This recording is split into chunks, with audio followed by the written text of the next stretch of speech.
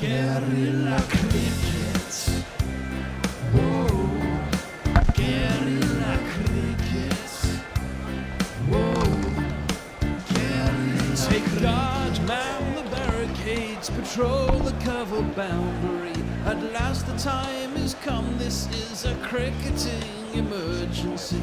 Hear this call to arms for every cricket revolutionary. Take up your bats and stumps for the test match insurgency. At first they tried to silence us, but we would not be silenced.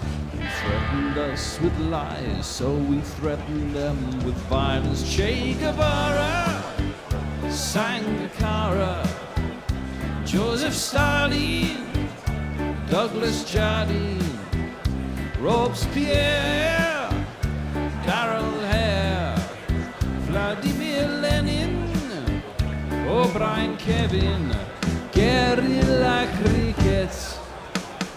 It's not about the winning, it's about how many rules you break. Even in cricket commentary, this is the best advice to take.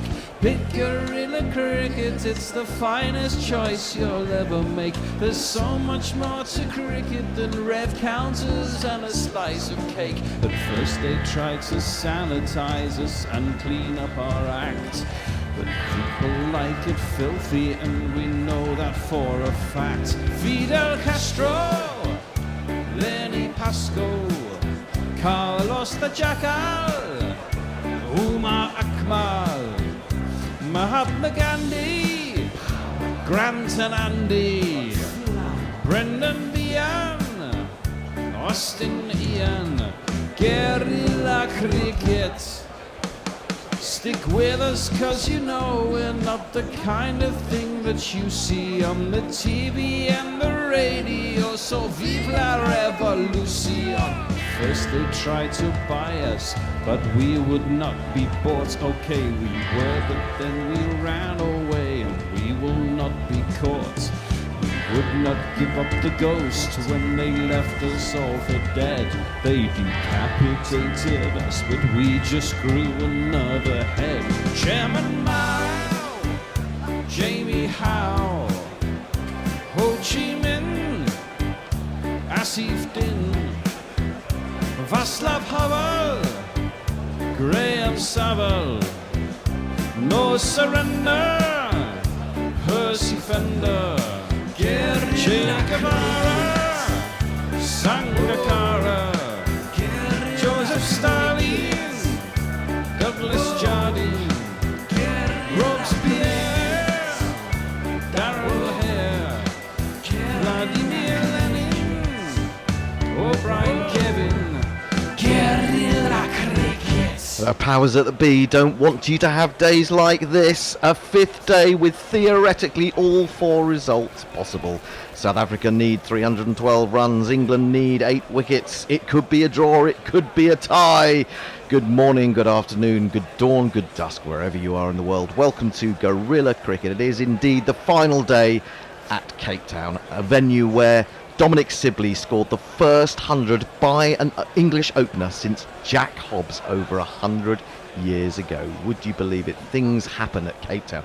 But can they happen to the extent that South Africa can go 2-0 up in the series by chasing down the 312 more runs they require? To join me, Nigel Henderson, Guerrilla Hendo, to discuss such things and to bring you monumental events should they occur, I have alongside me Tony Bishop One.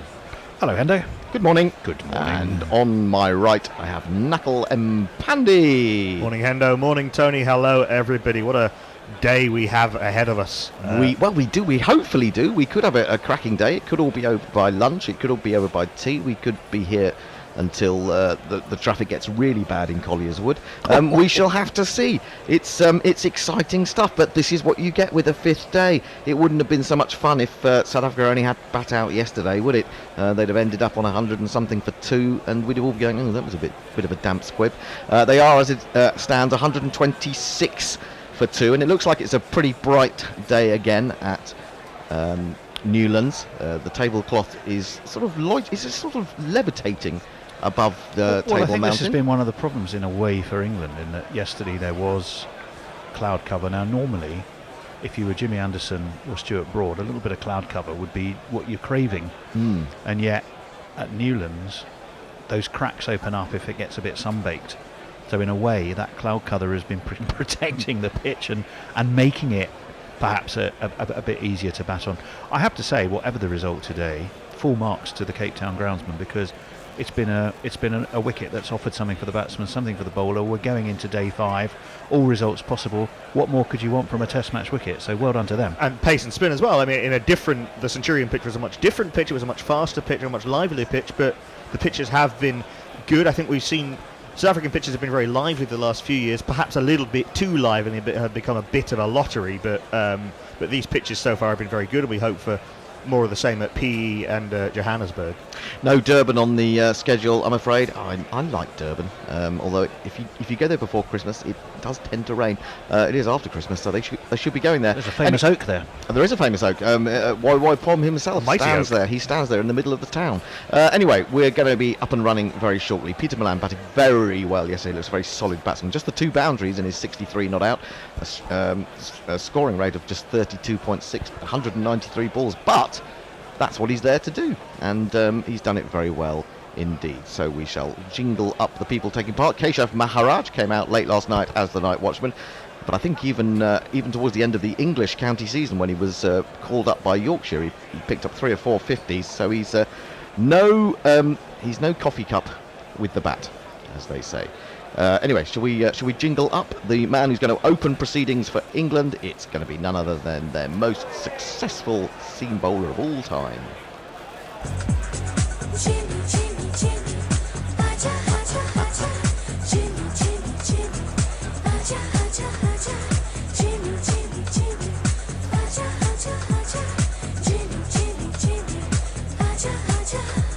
He's got 2 slips, no gully, a man at short mid-wicket, extra cover mid-off, mid-on, third man long leg. Oh, you're very ginger in his walk up there, but he does get the ball to come back into Milan, be it from a short length, and the right-handed batsman leaves it alone on length as much as anything. He's coming in from the Kelvin Grove end, which I think we discovered what that was all about yesterday. Yeah, there's also a famous museum in Glasgow called the Kelvin Grove Museum, named after the part of Glasgow that it's in. Anderson bowled 1 over late yesterday from the Kelvin Grove and got the wicket of Zubair Hamza. Indeed so. England really needed that late on. Erie is again in, bowls. Oh, now that is kept low. They're going up for a big shout behind the wicket. It would have had to have been an inside edge if anything. Umpire Paul Rifle is not interested. Joe Root is thinking about it. Anguished, Jimmy Anderson, he was anguished. Jimmy Anderson doesn't look completely convinced, so I think that they'll probably let the DRS timer run down. Indeed they do. But it's there's some sharp movement off the pitch already for Jimmy Anderson. And this man was cut in half, as they say.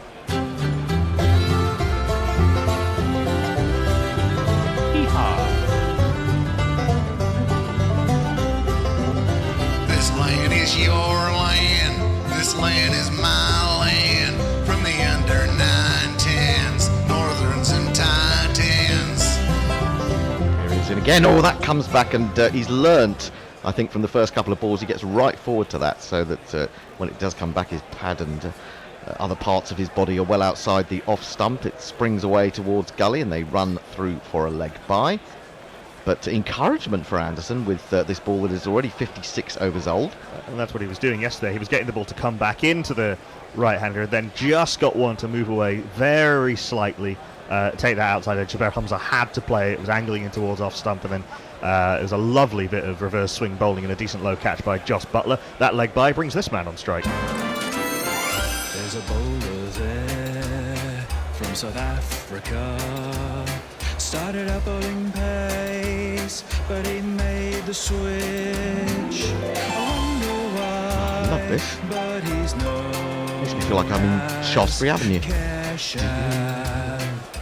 In comes Anderson, and he finds an outside edge as I've forgotten his name now. Keshav Maharaj. Maharaj comes forward. Enjoying his song so much. I was, and also I'm so tired. I didn't sleep again last night. Is that people. Morgan sort of light musical mode. It does, it is, yes, yes. Taking a stroll down the promenade. Yes. And I wonder why. Yeah, I'm struggling, I must admit. I hit the wall at about 10 o'clock yesterday morning. I was absent for most of the rest of the day. And it's not got any better. This is what happens when you live such a weird life. Now that... he's broken his back! He's broken his back completely. Oops.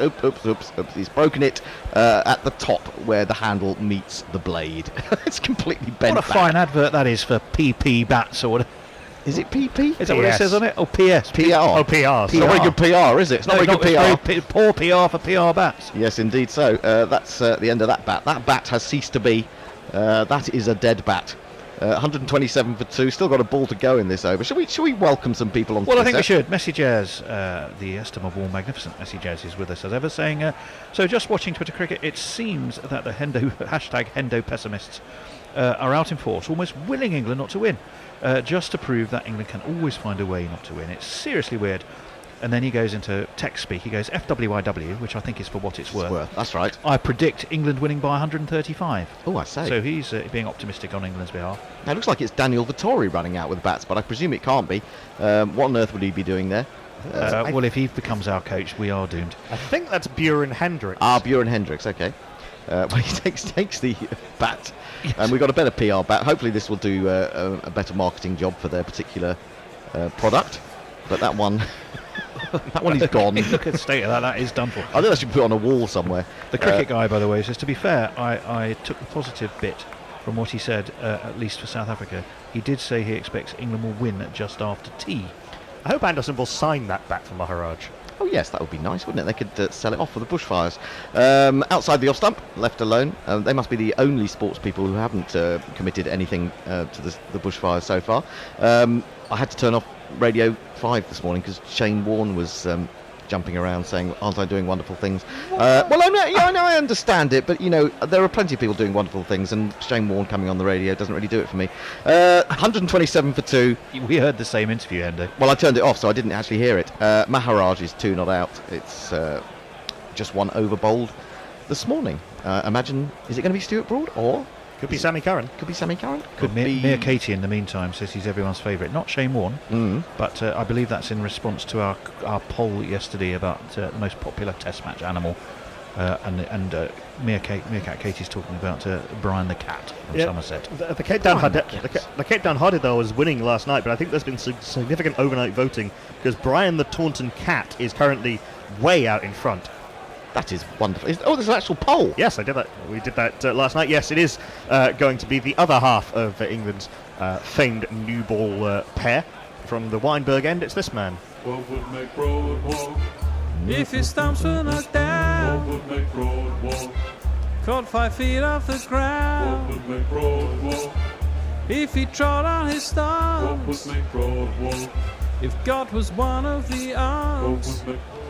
First ball is back of a length outside off stump, left alone by Milan. Now they're doing without a gully this morning, which is curious. What they have got is a man at short mid wicket, and they've got the on Hayden. Seeing as I've seen more people caught at gully than caught in the on Hayden, I'm not sure that's the best move. I wonder if they're thinking that because it's an old ball and that Peter Milan doesn't go at the ball very hard, it might not actually carry to gully. That's interesting. There's those 2 catches on the leg side. Broad pushes forward Milan, and it goes through, where would you guess? Gully. And Denley is round. They're going to get a second as he was fielding at deep backward point. And South Africa move on to 129 for 2. Milan to 65, his first runs of the morning. First runs from the bat of the morning. Knuckle, how did you pronounce the name of the bird? Hadidar, I believe, is that it. Hadidar. I called him exactly. He sounds like a lardidar hardidar. Sort of very posh. Has he been? I've been saying hadada. Ah, right. As in rabada. Could be. Kagiso Hadada.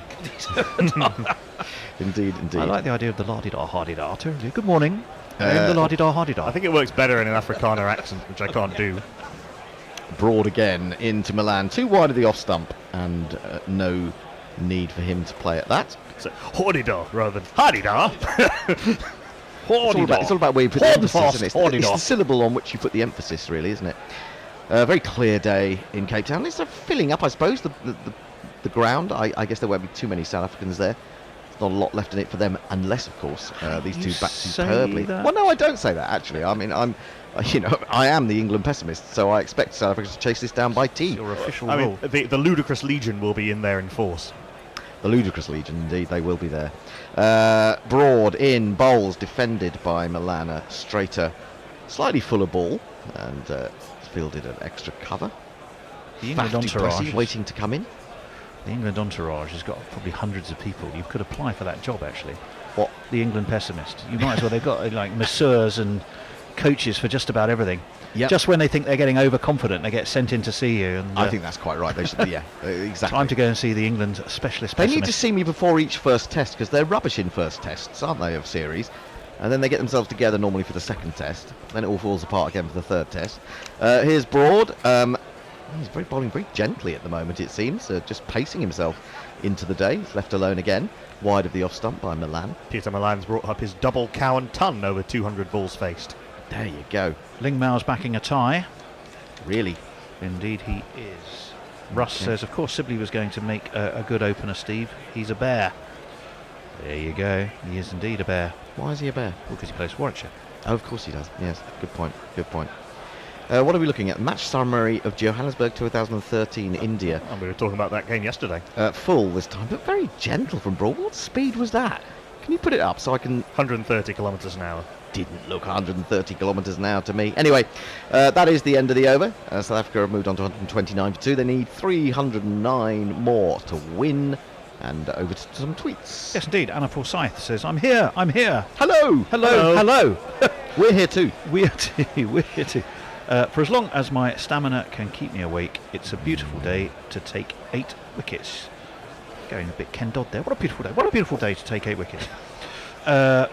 Guerrilla Cricket South Africa says, we're letting Guerrilla Cricket guys handle this today. How are you? It's going to be a fascinating day. You've pulled out, have you? Because you think you might lose. No. Oh, I see. Guerrilla Cricket South Africa. Ooh. Poor So show. that's very, very poor. Outside the off stump, left alone by Milan. Maharaj, and it's through to the keeper. Jamie Weir has an interesting point. Says, only just occurred to me, but England are setting a record here for the Test side with the shortest first names, although he does put some abbreviations in. Zach, Dom, Joe, Ben, Ollie, Joss, Sam, Dom. So there's only one with 2 syllables. Well, then he puts in Stuart and Jimmy, Oh, yeah. the old guard, Yeah. letting the side down. Oh, technically Jimmy is actually a James. And technically, I suppose, still the same, only 1 syllable though, isn't it? No, that comes back a long way as it's left alone by Maharaj. Didn't miss the angle of the top of the stump and the bail by much, but he does survive. That's a Peter Milan-esque leave from Keshav Maharaj. He must be hitting something there, Jimmy. There must be some crack that he's aiming at every ball, because he's got 3 or 4 of those to go now. Yeah, well, we've seen the cracks at the Weinberg end, which have been very evident since day 3, but now we're seeing a little bit of life outside off stump from the Kelvin Grove end. Something opening up there. Oh, that did take a little bit of a puff of dust Yeah. out of the wicket as it went. Anderson again bowls too wide and left alone by Maharaj, who has now faced 15 balls in his role as night watchman.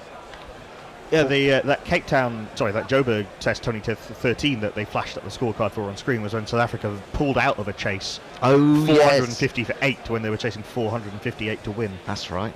So, well, you see, it can be done. Or, well, you can certainly get close anyway. Yeah, that would have been fun if they'd actually gone for it in those They last should couple of have. overs. They should have done. Gully has now come in for Maharaj as Anderson is in, and he drives quite nicely up to mid-off, where Sibley fields, and there is no run. P-Ball says Stu and Jim, so he's obviously thinking about those short Stu and names. Jim. Mog says, fun news, English superstar Pat Brown has a broken back. Oh, No ODIs for him. Has he had a stress fracture? Stress fracture, yeah. Oh, that's poor old Toby Rowland-Jones had that. He was out for a season and a half. Yeah, so Pat Brown's missing the Big Bash and missing what the a shame for him. ODIs, and England have not yet named a replacement. Shame for him, shame for Worcestershire. In general, absolutely. shame for That's a good ball. He's walking for that. He's walking for an LBW, Maharaj. He was off. He said, yeah, I know. Yeah. Well, I think he knows he's the night watchman and they aren't going to burn a review on him, so that's that probably was why he's walking. absolutely plumb. And I've never seen a batsman walk so readily for an LBW as he did there. He just stepped across his crease. I'm off. Yep, I understand. Don't bother. Don't worry about it. And he's gone.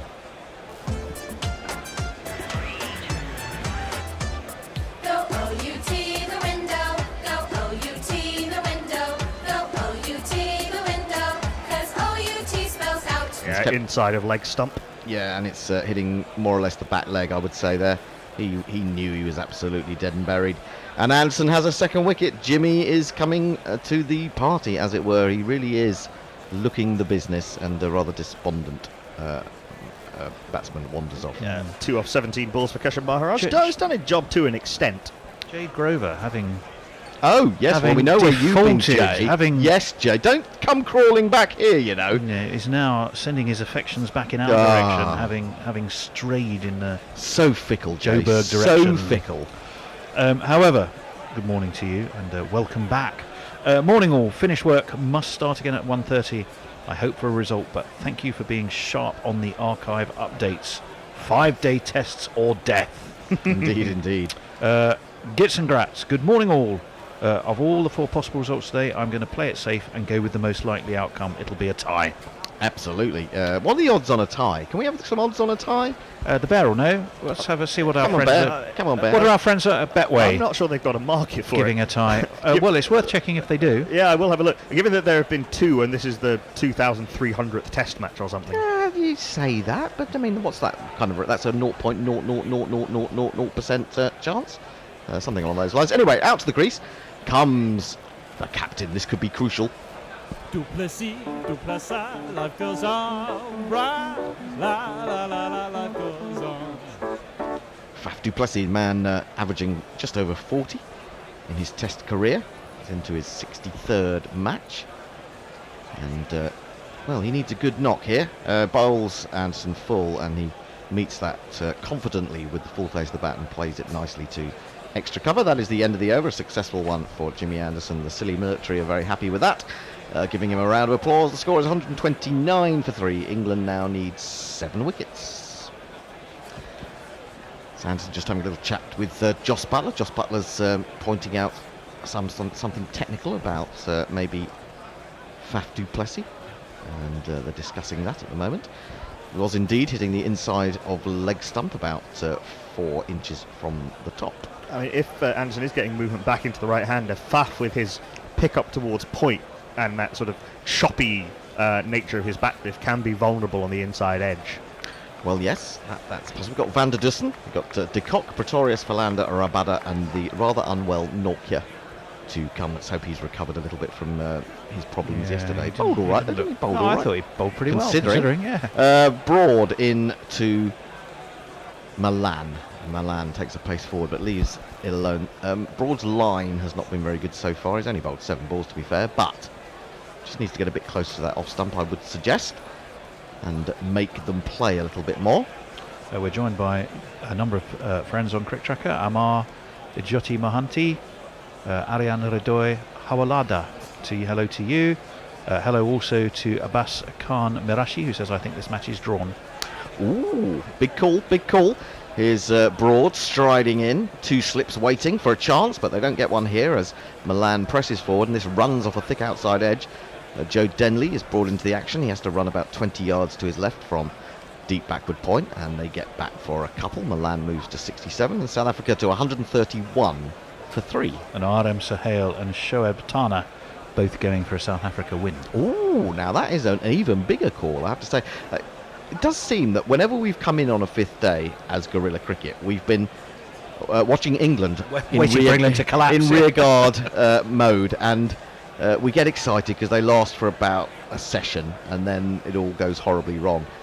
Today, because I'm very sleepy, I'd rather England finish this quite quickly, but it's always good to see a backs to the wall effort as Broad comes in again to Milan, and that is closer to the off stump, and he has to be right forward, has to play at that one, defends it into the covers, and there is no run.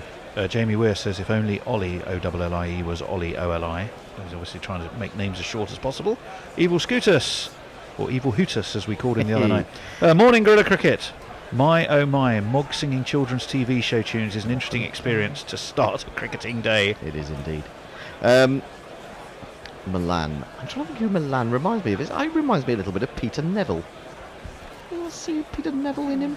A little bit. I can see a bit of Gary Lyon in him, actually. A bit of Gary Lyon. That's a poor ball from Broad. Full half volley on leg stump, clipped away. Half stop by the man at short mid-wicket who diverts the ball to mid-on, so they don't get a run. So he got away with that in the end at Broad. And score remains 131. Jay Graver suggests burning Jimmy Anderson's bat. Oh yes, could do. In much the same way as donating to raise money. Oh, could do. Should say that the GPL is open, and we have special regulations for today, which I'll tell you about in a moment. The On Hayden has come out. We've got 2 slips in a gully. I think that's better. This is poor from Broad. Broad seems to be lacking something this morning. Maybe didn't have his ready breath when he got up, and I don't know, just seems a bit limp this morning. Do you agree with me? Yes, I do rather. He's not. He's not bending his back yet, is he? Maybe he's waiting for that new ball. He thinks it's all going to happen when the new ball comes along, which is in about 19 overs time. It's curious from Broad. He's been so good for the last maybe 12 months in Test cricket. Maybe he's under the weather slightly. Well, he's had the lurgy. He was one of the first ones to have it, wasn't Maybe he? he's got another lurgy. Maybe there's all sorts of lurgies going around. Maybe he got Anrich Nortje's lurgy. That could be right. Could be totally different lurgy. This one does just move away from Milan, but it starts wide enough that he can leave it, and that indeed is the end of the over. Broad has finished his 11th. He has figures of none for 24. The GPL is open, and in the GPL you have to estimate how many runs can be scored in or will be scored in the day. To do guess and take part, you have to go to our website, guerrillacricket.com, to competitions, register if you haven't already done so, put your money on the number that you think it will concur at the end of the day, and you pay us £1. You can have more than one guess if you want, and currently in the pot we have £51. £51, and of course the more you people take part, the more you add to the pot as the day goes on. If you get it on the nose, you win. If you get it on the nose and someone else also gets it on the nose, you share the nose, or the pot, shall I say. Anyway, here comes Anderson. It'd be good if you could share a nose. Here is Jimmy, bowls to Du Plessis, who defends a good length ball straight back to him. Now, the special regulation that you have is that it's until lunch. You normally have until lunch, but in this case, it's until South Africa lose 6 wickets, whichever is the first sooner. So if it gets to lunch and South Africa are still 4 down, then fine. But if South Africa lose their 6 down half an hour before lunch, then it'll close half an hour before lunch. So once the 5th wicket goes down, if it does, you're going to have to get onto it sharpish. Here is Anderson into Du Plessis. Du Plessis is forward to a fullish length ball. Again, plays it into the covers, and there is no run. John Alford says, morning guys. Morning. Listening on a train from Madrid to Salamanca, working, on a glorious morning in central Spain. So good morning, John.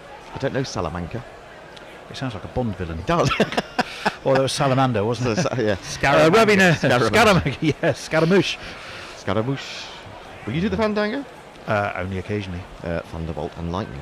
In comes Anderson, bowls full again, dug out this time by Du Plessis.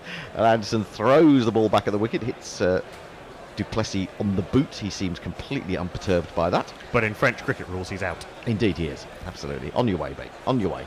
Ravinair says the particular ibis species is known locally as either a Haddada or a Hadada, so either is correct.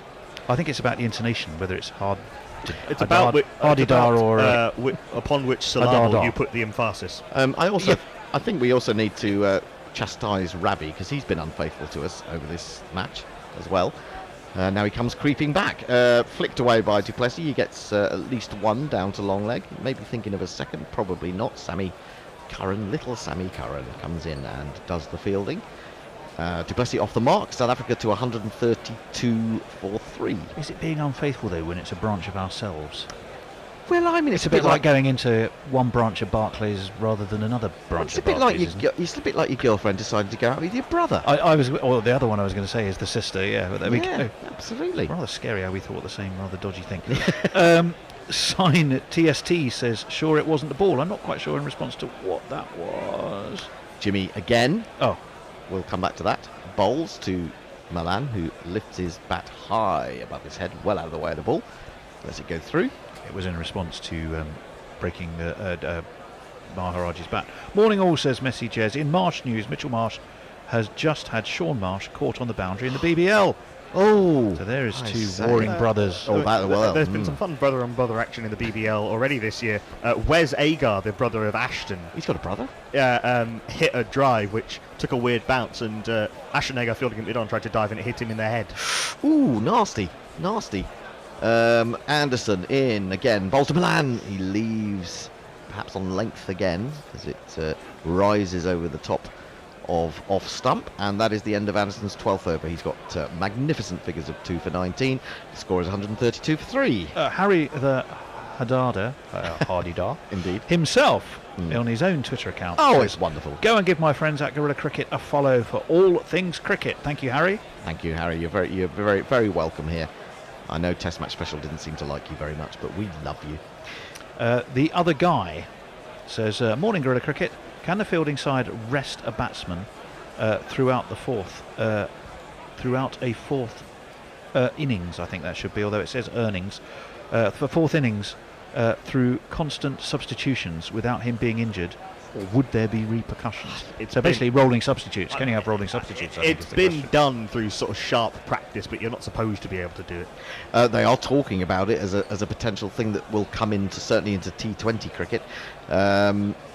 Broad wide on the crease, angled in as he starts his attack at Duplessis. Defends on the front foot very watchfully, goes for a little walk towards square leg. The IPL considered introducing it for this upcoming edition of the tournament, but they've shelved it, and potentially next year, but who knows? Well, I mean, there's all this talk. It's just you just get the feel it's gimmickry to a certain extent. All these things that are talked about being brought in various forms. I mean, of the who game. knows? It's an idea that gets brought up in a meeting. How much credence is actually given to it is another question. Broad, shorter this time, but angled into Duplessis, who helps it on its way. I don't think anyone's going to get round to that. It's going to pick up a boundary to fine leg. Little Sammy Curran, if it is him indeed, can't get there. And it's the first one of these of the morning, isn't it? It's me, says she. It's me, says she. Now, I didn't know, but looking at Faf Duplessis, he looks like he's really in his own little bubble. I don't think he's taking any notice of what anyone else is doing. I think he's concentrating very hard because he's thinking, I don't want to lose another Test match. I've lost a lot recently, and having just won one, I don't want that feeling again. Yeah, there've been 5 in a row, I think, before that win at Centurion. So he is really knuckling down. He's, as I said, concentrating very hard. In comes Broad, and that one does jump on him a little bit, but he plays it well to get it to ground, and then just nods a little bit of an acknowledgement at Broad, saying that was quite a decent cherry. It's fielded in the gully, and there is no run. Anna Forsyth says, God, Newlands is stunning. I think it's number one on my wish list of grounds to visit. I haven't even been to the Oval, but when your home ground is the home of cricket, why bother? Well, There you are. I suppose. You and me both, Anna. Yes. There's something missing sometimes about the home of cricket, I find, especially on a county day. I don't think it really comes to life until you get a Test match there. Broad, onto the back foot goes Duplessis. I'm just trying to rile you, and you're not rising to the bait. It's defended up to mid-off. No. There's no run. It's fairly lively wherever I'm sitting. Well, that's just because of you, Tony. That's obviously just because of you. People will be gathering around you to hear your latest owl joke. Oh, well, yeah, could be. Tim Everingham, evening Gorillas. A quick weather update from New South Wales is that it's cooled down a bit to 25 degrees. Oh, that's good. Also, pretty much across the state, so good news in regards to the fires. There was even some rain in Australia yesterday. I need At plenty of long that. last. Broad in again to Duplessis, who's right forward. Ball runs off a thickish outside edge towards the covers, and there is no run. Speaking of fires, I don't know if you saw the news yesterday. The Coco, the concert venue in Camden, there was a huge fire that broke out there yesterday. I'd never heard of it, to be honest, when someone mentioned it. Do you know it? What was this? Coco in Camden. The club. I heard it as a renowned music venue. But It is. did you know of it? No. No, me neither. So So I there think you that's go. a generational issue there, Hendo. Oh, do you think so? I think possibly, yeah. I mean, it's not exactly the Hammersmith Odeon, is it? Well, that's not even the Hammersmith Odeon. Well, I know. anymore. There you are. You see, there you are. Tim Everingham, actually, that tweet finished with also 5th days are like a wild tiger, rare to find, beautiful to watch, and a shame to lose them. And an I love that definitely. analogy. It's Well- very nice. well done, Endangered Tim. species, yes, very much so. If certain people have their way. 2 slips in the gully. In comes Broad. Bowls wide of the off stump, though full. Doesn't tempt Duplessis. who lets it pass. That is the end of the over, and South Africa remain 136 for 3. Jay Grover says, look, I've been listening to you. Yep. I just thought we needed some time apart. GC South Africa, respect me and treat me like an individual. You just take. That's true. Yeah, sorry, we're not the best. We're not the best boyfriends or girlfriends. It has to be said. Ling Mao says there's usually a betting market for a tie before a Test match starts, 100 to 1 standard odds, but I can't find anybody offering it currently. Perhaps it's because it's shortened from that 100 to 1, I would say. Jonathan Shawland says, I must admit I have not followed this tour closely because it's bedtime in my time zone, but the position today is too delicious to miss. It is. Luckily, my employer is very flexible about start and finish times. What a good employer. I can tell you the odds with our friends at Betway. South Africa are 33 to 1 to win this game. As Anton starts a new over into Milan, who presses forward. He wants an LBW there. Down leg, I think. Well, I wasn't It's sure outside whether the it was line. Slightly outside the line, maybe. Although it was one of those where the foot's outside the line, but the pad maybe not. Also, I thought there was a chance of an edge or a coming together of pad and bat at the same time, but they're going to leave that one. They're not going to review it. And in the only other dimension we haven't considered, they did hit him quite high up on the pad. Let's have a little look. It's just about the knee roll. It's not a bad shout, actually. Maybe rising, maybe just clipping the top, which would, with umpire's call and everything, it wouldn't be out. With only one review left and a long day ahead of you, I don't think you're going to waste a review on... not waste a review, you're not going to use a review on that. I think that's very much in their thoughts. Save it till you really feel you need it. Be quite a test for... You kind of Joe need it Root. when an opener's got nearly 70. Anderson in again. This one is played into the offside. He finds the gap, square of extra cover, and they get through for 1. I think, or rather, save it till there's a better chance of the review working in your favour. Yeah, Granted, I think that's it true. was marginal, but it's not the worst. He's a long way out of his crease. They're going to have a look at the height. It's got a way to travel, hasn't it? Certainly from side on, you'd say less likely. It wasn't the worst shout. Umpire's call, maybe. So those odds. South Africa 33 to 1, the draw 9 to 4, England 3 to 1 on. Pitching outside off, impact is umpire's call, and it's missing. just going over the top of middle stump. So there we go. I said it was missing. Decision. Jay Grover. I might have to wait. Yes, I will. Make him wait. Anderson bowls defended by Plessis up to mid-on, and there is no run. No, this was in response to your description of Peter Milan and looking a bit like, was it Gary Neville you said? No, Peter Neville. Peter Neville. Well, Jay Grover says, a little Neville in him. Worst, brackets or best, whichever thou dice, porn film title ever. Little Neville. It definitely wasn't comparing him with either Gary or, what's the other one called? Phil, that's right. Anderson into Plessis. Plessis leaves outside the off stump, and there is no run. And coincidentally, the next tweet is Messi Jez, who's also gone into carry-on mode. Maybe the limp Broad is after a soft decock dismissal. J. Andrew says, fair enough, but can someone please explain what a Cowan ton is? Cowan ton is 100 balls faced by a batsman. But why? Why does it have that name? Because Eddie Cowan was... it was named in honour of Eddie Cowan and his stickability at the top of the order. Anderson in again, bowls to Plessis. It's full. He's probing around off stump, but he's presenting the full face of the bat. Very broad bat. Not a bat wielded by Broad, but a wide one, it would appear. Up to mid-off, and there is no run. No, I could have waited because Messi Jez has immediately replied, a count turns 100 balls face, irrespective of the runs scored. So there you go. Arthur Patricia says, I dreamt I was listening to GC. Gordon Greenwich had taken over the show and was insisting that everyone wear gold lame jackets like 70s game show hosts while commentating. Probably for the best. It's day 5. My mind is clearly broken. Well, you are not alone. Driven a check drive, really, from du Plessis, not going through with a shot, straight to Dominic Bess at extra cover, and that is the end of the over. Anderson 13 overs, 2 for 20, just the single from that one. 137 for 3, and when it gets down, it's almost down under 300 the target, and when it gets down under 300, anything can happen. We may be due a change of commentators at the end of this. Do one more over. Matt Searle says, I hate to be pedantic at this time of the morning, but one does not estimate the GPL. One uses significant prediction skills and analysis to predict the score. Well, actually, just put money on every number ending in a 3. Well, there is that. And some people will ring up one of those psychic lines and see what they have to say. Although not Derek Akora. No, not well. I mean, you probably could get a direct line to Derek Akora. Surely you knew it was coming. Death. It's that Grim famous Reaper. old joke. It is indeed. Medium show cancelled due to unforeseen circumstances. Yes, indeed. But he sepsis, I think he had, which is not very pleasant. No.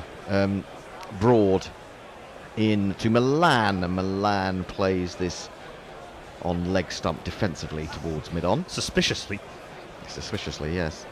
Ravinair says, "Oh, Hendo, this positiveness does not become you, although quite clearly you have become it. No. Much love from me, as always." Are you sure? You come back, you say you love us, but do you really? I mean, we need to see some evidence. I don't know, like in the form of a large bottle of vodka, something like that. some croissant. Something like that as well. Absolutely. Here comes Broad, striding in, 2 slips in the gully, bowls to Milan. Milan is late on that, and it runs behind him between bat and pad. And well, it wasn't actually that close to the stumps, but you always get a little bit excited with an inside edge like that. Wasif Khan says hello. Hello. And Arup Nandi, who may have just stubbed his toe, or I'm not quite sure what happened, just says hell. Hell! But I don't think he's referring to the Inferno of Hades. I think he just forgot to put the O on hello. Indeed. Well, hell to you too. Yes, indeed. He's talking to himself, is Milan, which is not sometimes seen as a sign of instability, but I think he's very stable out there. As Broad is in, bowls, and he comes forward to this one. It shoots away off thick inside edge, past the man at square leg. Joe Denley, is that? No, Zach it's Zach Crawley, who stoops, doesn't pick it up cleanly. They get back for a second. Going back to those single syllable names. Oh, yes. Is Zach a Zach, or is he Zachary? He'd be Zachariah, wouldn't he? Or Zachariah, even. Zachary or Zachariah. Zachariah. Abhishek. No, he's just a Zach. He's just a Zach. There you are. Adkihari says, after Broad and Anderson, which 2 bowlers could feel their gap? Not quite sure I understand Fill the that. gap. Fill Fill the the gap. Fill their sorry. gap. I mean, England have Right, yeah. Chris Wokes, who can't get into the 11, Mark Wood, Jofra Archer, Sam Curran. There's plenty around, but obviously, that's a huge gap of experience to fill. Well, you could say Wood and Archer, but I think fitness Certainly for in Wood. both cases is a problem, yeah. Well, certainly in one case. Broad bowls, and Milan opens the face and defends to extra cover. I think people have been sort of forecasting the end of Jimmy Anderson for years, but I think since his 35th birthday, he's taking his wickets at something like 15. Yeah, I mean, Jimmy Anderson just looks fit. He's a doesn't freak. He? Yeah, I'm not sure that Broad will last the pace. He may have another year or 2 in him, but we shall see. We're going to have a change at the end of the over. Knackle's going to come into the ball-by-ball chair, and then the other 2 men are going to spread themselves, which is not a nice thought. In comes Broad, bowls. Oh, no, again, that just lifts a little bit from a length, but well played by Milan, taking bottom hand off the bat. Angles it into the offside. 139 for 3. Peter Milan has moved on to 70. Faf du Plessis, 5. Just the night watchman, Maharaj, to go. LBW to Anderson. The plummest LBW we'll ever see. And He walked like it was a club game. it was extraordinary. And the target is now down under 300, 299, which is the number of runs that were scored yesterday. So, mind you, they haven't got Ben Stokes to come. Outside the off stump, left alone by Milan. And it will be a change after this little tune. Yep, you owe us all right. You think this alternative cricket commentary stuff comes cheap? Well, we need some dollar bills to help pay our bills, so please go to patreon.com/GorillaCricket and sign up to make a regular monthly donation. You know there's literally nothing like Gorilla Cricket's coverage, so don't be tight. Dip into your virtual pocket and throw some cash our way. See, Rihanna knows. Patreon.com/GorillaCricket. Pay me what you want it. It's all right, Knackle.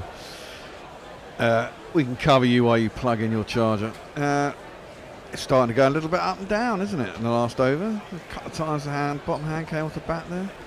Do with a pitch breaking up. Jimmy's in, bowls, and that's a good leave by the Plessis as it just goes past his outside of his off stump. Through the butler, kept a little low. Not so much pace there. No run, 2 for 20 Jimmy this morning. Well, not this morning, but his match figures. And the ball is starting to tail in a little bit. It's a bit of a reverse swing. Is everyone settled now? All good? No, not really. Yeah, there was a bit of reverse swing late last night. That's how he got Zubair Hamza with a few that set him up with a few that came into him, and then one that just held its line. It was a lovely delivery. He's into the South African captain Faf du Plessis, and that one rises from a length outside off stump. And du Plessis has quite low hands and a slightly sort of jabby approach, and is always going to be vulnerable to the one occasionally spitting and making it look more dramatic than it was. Well, he forces it down to gully. There is no run. That's 3 in the last 5-6 balls. That's a day 5 man's come off. It's a day 5 pitch. Well, this is it. I mean, if it does fall apart, then things could get quite spicy, couldn't it? It's going to fall apart to the extent that it'll become completely unplayable, but it'll become more difficult, certainly. Anderson in over the wicket past umpire. Rifle, good lead by Faf du Plessis, left on length. Came in sharply, but passed well over the top of middle and off stump. And there is no run. Faf du Plessis, as the phrase goes, has previous in these situations. On Test debut, scored a 300-ball 100 to save a game for South Africa in Adelaide many years ago. England have been a little more aggressive in their lines today, but I still don't think they're bowling enough to hit the stump. Certainly that's true of Stuart Broad. Anderson in 2 slips and a gully. That one would have hit the stump, certainly. A big full in-swinger. Faf du Plessis drives up to Dominic Sibley at mid-off. There is no run. My feeling is that the wicket was one of perhaps only half a dozen balls that would have actually hit the stumps. And I sometimes wonder, and I know they don't like getting hit through the leg side, but I sometimes wonder, with all this experience, these bowlers don't look at it and think, well, I got success with a ball that was hitting the stumps. Why don't I bowl a few more there? Yeah, I mean that was to a night watchman, so it's a slightly different kettle of fish. The outside edge has been the predominant mode of dismissal throughout the Test match, indeed throughout the series. Yeah, but Anderson is in. Another one that comes in sharply to Faf du Plessis, defended off inside edge and pad into the offside. There is no run. That previous delivery, by the way, was an actual off cutter, basically an off spinner from James Anderson. And I understand that with the outside edge, but you've got to bowl a few at the stumps to get them then prodding around and reaching for it. Bear and I were talking about this yesterday. You create the illusion of the ball hitting the stumps is almost more potent than the ball actually hitting the stumps, as Glenn McGrath can testify. Very true. Faf du Plessis on 5, Pieter Milan on 70. What an impressive second innings in Test cricket it's been for Pieter Milan. Anderson in another one that swings in sharply, but Faf du Plessis was ready for it and blocks to Zach Crawley at short mid-wicket. Yeah. There is no run. South Africa 139 for 3 at the over. I'll just sort of finish that point there, because I mean that over is pretty much what I was looking for. So I'd be hypercritical if I was criticising that over from Anderson. He's bowled mainly in duckers, but he bowled a tight line and made the batsman play.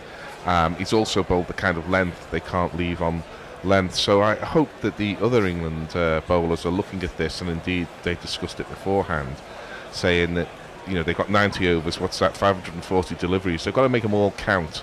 If they're able to leave 100 or so of those deliveries, you're actually trying to get wickets for 440 of them. Well, you've only got to get 8 wickets. 8 of those balls out of 440. That's a pretty good rate. 7 now, exactly. Anyway, what have we got on? Well, we'll hold off that thought on tweets, because Stuart Broad's rather ineffective spell this morning from the Weinberg end is done, and England's, call him an impact player. I think he's probably better than that. Comes on. Ben?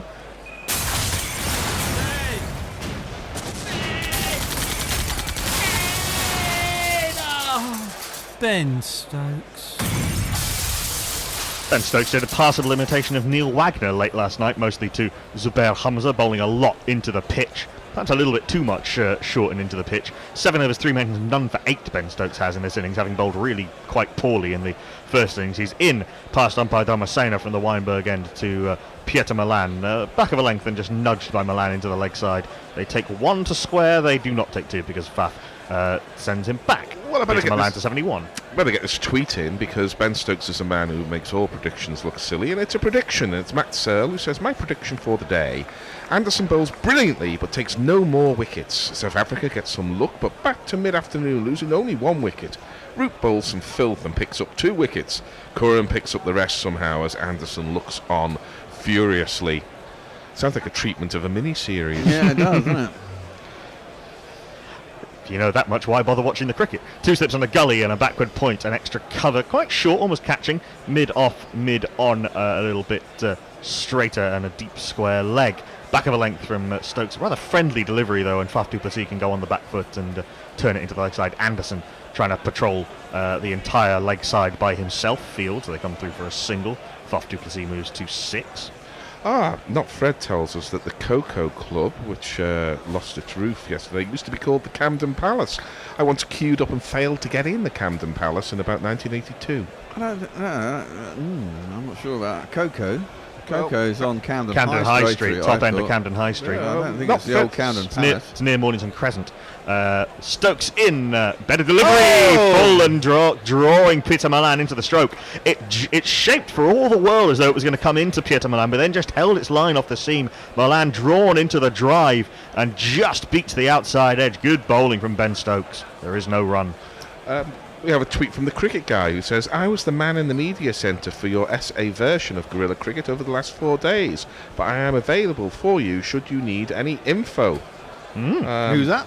Keep that info pump firing, to quote the thick of it. Tim32_cricket, known as the cricket guy. Maybe tweeting you some questions, including how do you pronounce Hadida. Back of a length from Stokes, and Pieter Milan defend into the onside. There is no run. That's the first genuine false shot that Pieter Milan has played in quite a while. Yep. I thought he'd actually got an edge. I'm getting more confirmation, Douglas Lindo telling us that Cocoa is the name for the Camden Palace, so not Fred's usually pretty good on this stuff, so well, I'm not sure either way. I think I did some work. In comes Stokes, a significant movement into Pieter Milan from his sort of wide of the crease angle and his sort of fade away to the leg side, pushing the ball into the right hander. Milan defends on the bounce to gully. There is no run. I've Ravi Nair, who may be somewhat promiscuous in his favours, says they're not on air today. Speaking of Guerrilla SA. Otherwise, this series, I'm listening to them. One shows support for the entire Rebel cricket universe, doesn't one? So that's Ravi's approach. I think that's a perfectly reasonable one. Yeah. Complementary, not in conflict, I think. As Stokes is in, last ball over the over is down the leg side. Pieter Milan slightly misses out there because he could have turned that for a single square, but he ends up picking out Jimmy Anderson at mid-wicket. There is no run. Interesting over. South Africa 141 for 3. And you can follow us on Crick Tracker as well, as people like RM Sohail, Roman Nem and Haji Yazid have. But if you want me to read your comments, I'm afraid my Hindi isn't up to it. Well, whatever language you're tweeting in, we'll or Facebook messaging in on facebook.com/Crick Tracker, we'll happily give you a shout out. We've had our first GPL entry, 207 from Hombre Nuevo, who is rapidly becoming an Hombre Viejo in terms of how familiar he is to us on the GPL. He's gone for 207. You have about an hour and 15 minutes to get your GPL predictions in, or less if the if, as we say, South Africa get to 6 wickets down before lunch. Basically, whichever happens sooner, that'll be the close of the GPL. Go to guerrillacricket.com/competition, follow the on-screen instructions, and pay £1 for each guess. And what you're guessing is the number of runs that will be scored in the day's play. If you're bang on, you win the pot, which stands at £51 and will go up with every entry. Indeed. We've got Jolly Waller, and they're saying, morning, fellow primates. Morning. Come on, England, and wrap this up by tea. I see we have 2 more tests after this, and 4 one-dayers, followed by 3 T20s, then we're off to Sri Lanka. Somehow I must find a way of getting out there for the Gaul test. That's got to be cricket heaven. Jimmy Anderson, back of a length, continuing from the Kelvin Grove end, back of a length, and Faf forces on the back foot to cover. There is no run. I mean, certainly Newlands and Gaul are right up there as 2 of the most beautiful test venues. Well, 8 years ago, I was at Gaul for the test, and it's a fantastic location. You've got the Indian Ocean, this time definitely the Indian Ocean. The fort. In the background, there's the fort. The ground itself, facilities are somewhat Spartan. But fantastic food just in the environ of the ground. But it's pretty hot and sweaty, so it's not quite heaven, I would suggest. It's difficult to find bad Sri Lankan food. 2 slips in a gully, backward point, extra cover, mid-off, mid-on, short mid-wicket, man back at long leg. Anderson in, again, movement in that reverse swing is really starting to take effect now with this ball into its 67th over. Faf du Plessis blocks back to Anderson. There is no run. We're seeing on screen the scorecard of Faf du Plessis' debut in Adelaide in 2012 when he batted for 376 balls for his 110 not out, mostly in partnership with A.B. de Villiers, who was frankly taking the piss at the other end for 33 of 220 balls. Yeah, I'm way behind on tweets, so I'm going to try and get some of them in as quick as I can. Quinton Venter says, please listen to the Hadeda song. Well, we'll dig that out. Anderson goes wide on the crease and does draw that inside edge from Faf du Plessis, which is an occupational hazard, really, for Faf du Plessis with his particular technique. He covers the line, though, and the inside edge squirts past the stumps, and he takes 2 down to long leg. Well run. Messages informs us that the ECB have confirmed that Rory Burns will miss England's tour of Sri Lanka after undergoing surgery on ruptured ligaments in his left ankle. Fuck me, I mean, how do you manage to rupture? I mean, he only went over on his ankle. Yeah, I mean, that's just a freak. I've gone over on my ankle loads of times, and I've never ruptured my ligaments. Just a freak injury, isn't it? It's not really, though. If you're playing football without proper footwear on a ground that's not prepared for football, your competitive alpha males, people are going to get hurt. It's as foreseeable as day following night. It wasn't a contact injury, though. It was just it's part of the same thing. Well, yeah, but I mean, how many times you gone over on your ankle? I mean, you see people going over on their ankle all the time, and you don't rupture the ligaments. You just to some of us, it was bleeding obvious, and it happened. Anderson in to Faf du Plessis. That's nicely played by Faf. Full face of the bat up to Stuart Broad at mid-on. There is no run. House Milan says tuning in is broadcasting Guerrilla Cricket on the Guerrilla SA channel. I don't know whether that's part of the deal. Yeah, well, they're not able to broadcast today, so they're how come? Very handily carrying. I think I don't know. Only found out before the right at the start of play today. But yeah, they're covering up. We help each other out in that regard. We've occasionally carried their feed when they've been on air and we haven't been. PJ Mead says, morning Gorillas, I missed you yesterday. I was in Cambridge for the first day of my new contract, so good luck with that. And Jay Grover has got your number there. Back of a length outside off stump. Anderson using the crease very well. He's gone a little bit, very much closer to the stumps in his release on that occasion. Faf du Plessis leaves as it climbs through to Butler outside off stump. Is that the end of the over? No, one ball left. Jay Grover says, is everyone settled down? No, not really. Is the Bear auditioning for a Guy Ritchie film? Nah. Would you fit in as a South London boy? I think I could, yeah. Yeah, good boy. Exactly, apples and pears and all that nonsense. Yeah. Neither of my boys have seen The Long Good Friday. I'm trying to get them to watch it on online. Get into their sort of land and talk, can it? It's that slight breathiness. Yeah. Anderson in past umpire rifle. That's a hell of a lead from Faf du Plessis, because that's coming a mile from outside off stump. That passed over the top of middle and leg. A very good / very lucky leave. There are only 2 types of leave, as we all know. The type of lever it passes over the stumps, and the type where you look back and see your stumps flattened. That, mercifully for Faf, was the latter. 143 for 3. Wow. What's going on here? I'm not sure conversations between Dharmasena and Rifle and Stokes and Root and a few others. I'm not quite sure what's going on out there, but something has caught the umpire's eye. Well, we're sorting that out. We'll read some tweets. Yeah, House Milan says Guerrilla Cricket Animals states that the ibis are not normally silent birds. They're very wrong. The Wikipedia entry for Hadeda correctly states that it has extremely loud and distinctive, who would guessed it, ha-ha-ha-dee-da call. Yeah, the name is basically the onomatopoeia. I've heard that call is very loud if you listen to YouTube videos. Friend of the show, Antoinette Muller, who used to be on the show quite a lot, and before she moved out to Cape Town, is constantly being annoyed by Hadidas in her back garden. Being very, very loud. Felix Stock says, good morrow to thee. How are things? Very well, I reckon thank you, Felix. England will win shortly after tea. And that Joe Ed 86 to take a fiver. Denley. Denley to take a fiver. Stokes in from the Weinberg end, bowling from mid-crease over the wicket to the right-handed Pieter Milan, who blocks this off the back foot into the offside, and there is no run. Of course, he's already got one up his sleeve anyway, hasn't he? That was his first Test wicket, wasn't it? It was. Not a bad one, Dean Elgar. Yeah. Tracy the Wall Seaman says, my friend Emily, who plays for Middlesex Women, broke her ankle in 2 places during a pre-match warm-up game. Ouch. Ashley Giles has banned it now, and he was trying to ban it when he first came into his position, but held off the decision till after the World Cup. Stokes in outside off stump and left alone by Peter Milan through to Joss Butler. There is no run. He banned it when he was director of cricket at Warwickshire too. It's a particular bugbear of his, as it is of Gary's. Yeah, I mean, Arthur Patricia says, how much movement should cricketers be allowed between matches? Presumably running, jogging and changing direction are right out, but they should be allowed to walk slowly in straight lines.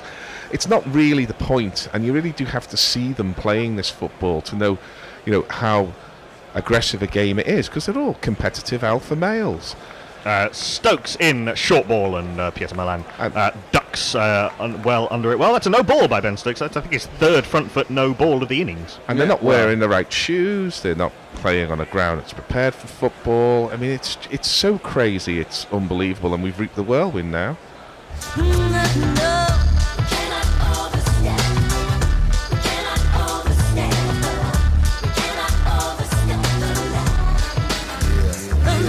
Overstepped the line, they have. Oh, I think I see now what the umpires were having a go at. I'll come to that after this ball, as Stokes is in shortish delivery, and Peter Milan defends extravagantly into the ostentatiously rather into the onside. There is no run. So when Faf was coming through for that second run off one of the deliveries in Anderson's last over, he ran into James Anderson, and there was a bit of a coming together, and neither Anderson nor Faf are likely to take a backward step.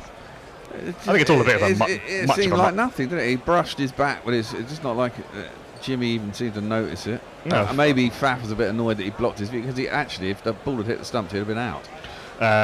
Stokes in fuller delivery, forcing Peter Milan to play, and he plays nicely to the tall figure of Zach Crawley at extra cover. There is no run. No, I don't think there's any. Faf was running the original line. Anderson was just standing there, as you're allowed to do. But it's a tense situation, and Anderson's quite grumpy, and Faf is a pretty hard bitten. So I think the umpires stepped in and diffused it, which is all to the good. Anna Forsyth has a take on it, which I'll give you after the next ball.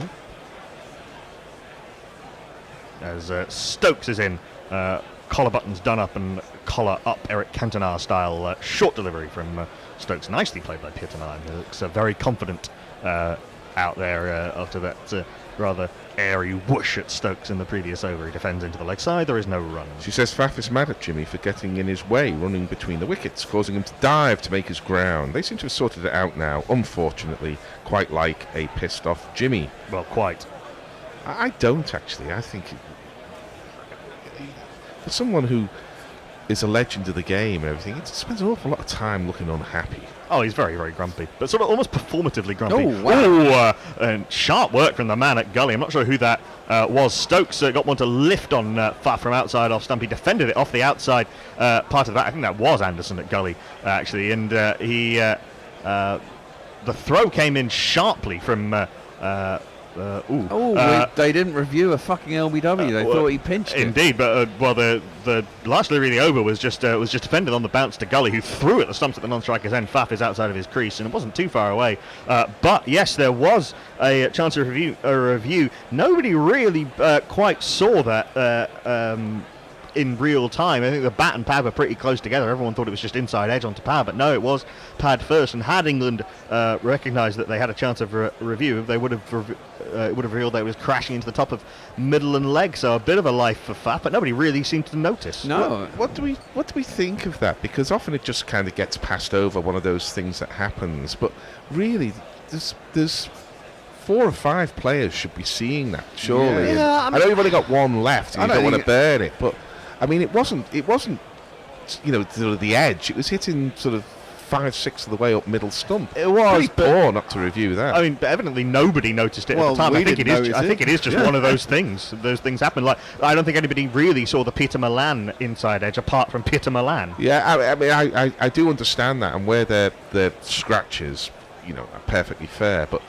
And also bat hit pad at pretty much the same time. So it's not a kind of half chance. That it's not like a run out throw from the boundary. It's much more like dropping a dolly to me, but it doesn't get treated the same way. No, I don't think that's a fair comparison. We do have a change of bowling at the Kelvin Grove end. He's in slipping a short leg, which might give you some clue. A little bit of turn from outside off stump. That'll give you a lot of a clue. And Plessis turns it behind square for 2 off the bowling of this man.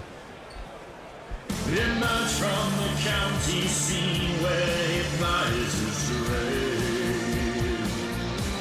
It's Dominic Bess selected for the yellow test. The latest in a long line of sinners who turned out to be rejects. In fact, it was that very same ball that Faf was nearly run out that he could have been at LBW. Dominic Bess in, none for 31 off in his 13th over. A little bit of turn, but two leg sidey, and Faf turns this around the corner. Jimmy Anderson, I think, is perhaps being kept away from Faf du Plessis by Joe Root. Fields at short fine leg, there is no run. I think there's a bit of an irony that Dominic Bess's jingle is by Tina Turner, seeing as he sort of turns one every year.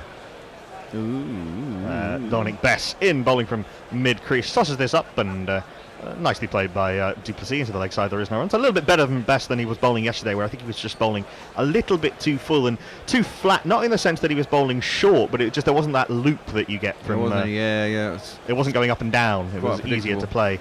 Bess in. That one's got some loop on it, and it's taken pad and looped up to short leg. Probably not an inside edge, and nobody seems particularly keen on reviewing this. I think you could tell by the fact it looped up so slowly to Zach Crawley. Yeah, Zach Crawley under the lid, maybe Ollie Pope. But that one did dip on Faf du Plessis and beat him in the flight. Nicely bowled by Bess. There is no run. Might well have gone on to hit the stumps, but it was well outside off, wasn't it? Oh, yeah, for sure. It is Ollie Pope at short leg, just pretty much on square. Stokes at slip, as he always is to the spinners. Very, very good there.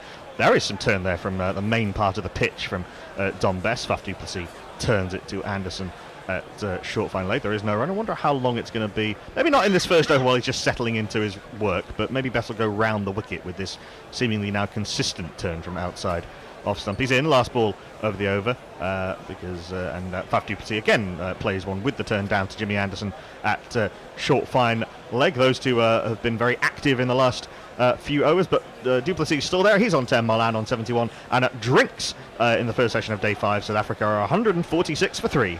Chris Squire says the leaves are the opposite of plane landings. A good landing is one you walk away from, whereas a bad leave will have you walking off. Very good. Mike Taylor says, morning all, a big cricketing double day for me here in Barbados. A squeaky bum final day in your company, and off to the Kensington Oval for the West Indies versus Ireland ODI. Yes, indeed. Shall you be live for that, or am I going to have to commentate myself in my own head? We don't think it's on telly. Oh, it's on Sky. The whole series, the whole tour's on Sky. Oh, right, okay. Well, we've been thinking about it. Probably not today's game, because it follows too hot on the heels of this test match, but it's all I can say is it's not impossible. Yeah, we might do one or two, yeah. But there's only 3 anyway, isn't there? 3 ODIs and 3 T20s. Okay. I know, because Mash the other day was saying it's not on telly anyway. Oh, the decision was only announced yesterday that it was going to be on Sky, so it's all a bit last minute. But yeah, good to see that Ireland are actually getting some games televised. Messages has a slightly different take, one which I am inclined to concur with, knowing the two protagonists, or you can only have one protagonist, the two combatants. It says Anderson was gradually walking backwards into Faf's path in a casual sort of way, so Faf is quite justified in his annoyance. Aidan says the pre-match football was always entertaining, seeing very uncoordinated bowlers lumbering about. England haven't got any currently. I remember South Africa having Mornay and Paul Harris at one point, who were notoriously bad. I mean, Mornay Morkel is a sort of giraffe mixed with a toddler. So he's fantastic bowler, Mornay Morkel, but it was gloriously uncoordinated. Andy in Brum, hello Andy, says, morning chaps. There seems to be a worrying amount of optimism about England avoiding defeat here amongst the Twitterati. Have they been watching England recently when put under any type of pressure? #doom. England are a long, long way from being put under pressure. Yeah, so they scored about 20 runs in the first hour. Speaking of which, it's due for a change. People in the green room. It's drinks. Yeah, Arthur Patricia says, to be fair, since Derek Pringle injured himself writing a letter, England cricketers have been banned from learning to write, and it's never happened again, so I'm probably wrong. I just think it's the nature of risk. You're not talking about things here that will happen and will never happen. You're talking about increasing likelihood, and you're also talking about the consequences of relatively less likely events. That would be my only sympathy with the argument, is that the consequence of a sport, of a injury conducted while playing football is likely to be quite high. Look, I mean, I don't really care either way whether England play football or not, but again, I think there's a little bit of sort of after timing with England's decision making, as there was with the Alex Hales expulsion. You know, they're sort of unhappy about it, but don't want to do anything about it until it becomes a problem. You know, I think Ashley Giles has got to be a little bit more proactive. Well, I agree. It should be proactive, and say anybody with half an eye who's ever watched those games playing with the wrong footwear on the wrong surface amongst competitive individuals, it's like it's like watching somebody jumping red light after red light, and sure enough, after jumping 100 red lights, eventually you're going to hit something. Doesn't mean you're going to hit it every time, but it's the nature of risk and consequence. And England have now got to the right decision. Boucher, when he was made coach, the first thing he did was ban the football. Coach of South Africa, so he knew.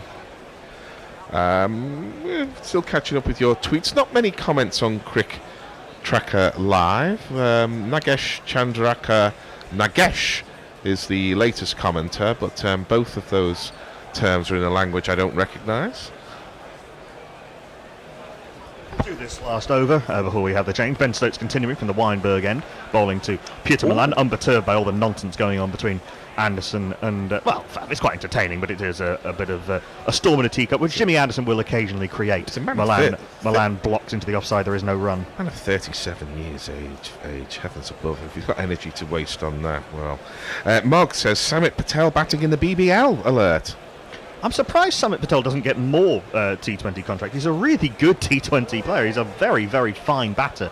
2 slips on the gully for Stokes. Milan solidly forward, covers up on off stump and blocks into the offside. There is no run. He's been very good for Notts. Yeah, I think his inability to rotate the strike with the quick single counts against him. But I've always been a big fan of Samit Patel. He's an extremely talented cricketer who has unfortunately found ways of not exploring that talent, but he's not one for a quick single. No, but he's had a decent career. He's a lovely a lovely player to watch. He's a lovely time with the ball. He's not a bad off spinner either. No, not at all. Slow left armour, sorry, Samit Patel.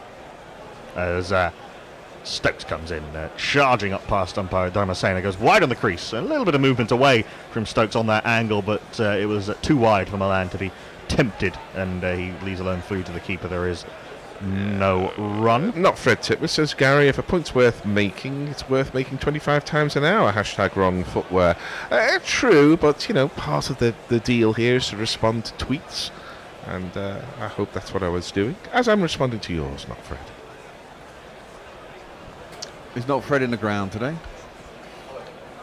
As Stokes into the impressive debutant Pieter Milan, who rips bottom hand away from back handle as this one leaps on him from back of a length, and the ball rolls into the gully. There is no run. Not a bad call from Ravi Nair, who says under the helmet Milan looks to spit an image of Dennis Pennis. Are they related? Oh, Paul Kay, yes. Also recently seen in Game of Thrones. That was another no ball from Ben Stokes, this time not called by Kumar Dharmasena. That was very close, so not as easy to call. The sooner they just give the third umpire the prerogative to call the no balls, the better. Which they have trialled in a series we just covered, India and the West Indies, and they also will be trialling when Ireland are in the in the West Indies were in India, and they're trialling it again when Ireland are in the West Indies, which is all to the good. And the sooner that becomes de rigueur, the better. Back of a length, a little bit too straight, and Pieter Milan on the back foot defends it out through square leg, and they take a single. Evil Scooters is the second tweeter, Bear, to ask for the following. In honour of Samit Patel's Big Bash debut, could we have a cheeky playing of his jingle? Well, we could have it on the changeover, which is coming at the end of this over. Yeah, 2 balls left in the over with that. Oh no, the no ball was called. Apologies. Kumar Dharmasena did pick it up, so apologies, Kumar. I've maligned you. So that's Stokes' 4th no ball, I think, and Sam Curran bowled one as well. Bit of a problem for England, really. Broad bowled loads in the first innings. Stokes in back of a length, and Faf du Plessis gave the impression of being hurried, but then sort of realised, I've got plenty of time to play this, and just blocked it up to shortish, straightish mid-wicket, and there is no run. Of course, one of the reasons why they bowl so many no balls is when they're warming up and practising, they bowl enormous no balls. And I think that actually might change with the... you certainly see it in limited overs cricket. England went 10,000 deliveries without bowling a front foot no it's ball in just- one-day cricket because of the free hit It's just regulation. attention to detail.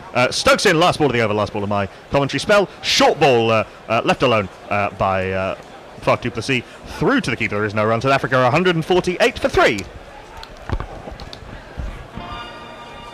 Hey, Summit. Yes, Dad. I've got something to say. Uh-huh. I really love the skillful way you beat the other players to the lunch buffet. Oh, Dad. Oh, Dad. For the first time this series, you ran it. The cheese board's now ours, so let's scram it. But please don't take pomegranate. I've one thing to say, and that's damn it, Sammit. There's Irish stew. Your belly's no longer like granite. The corset's not working, let's can it. Your moves are approaching Titanic. We're going to see Dom Bess. And that's damn it, Sammit. There's the Thong crew. Beautifully faded and pitched up outside of Milan's off stump.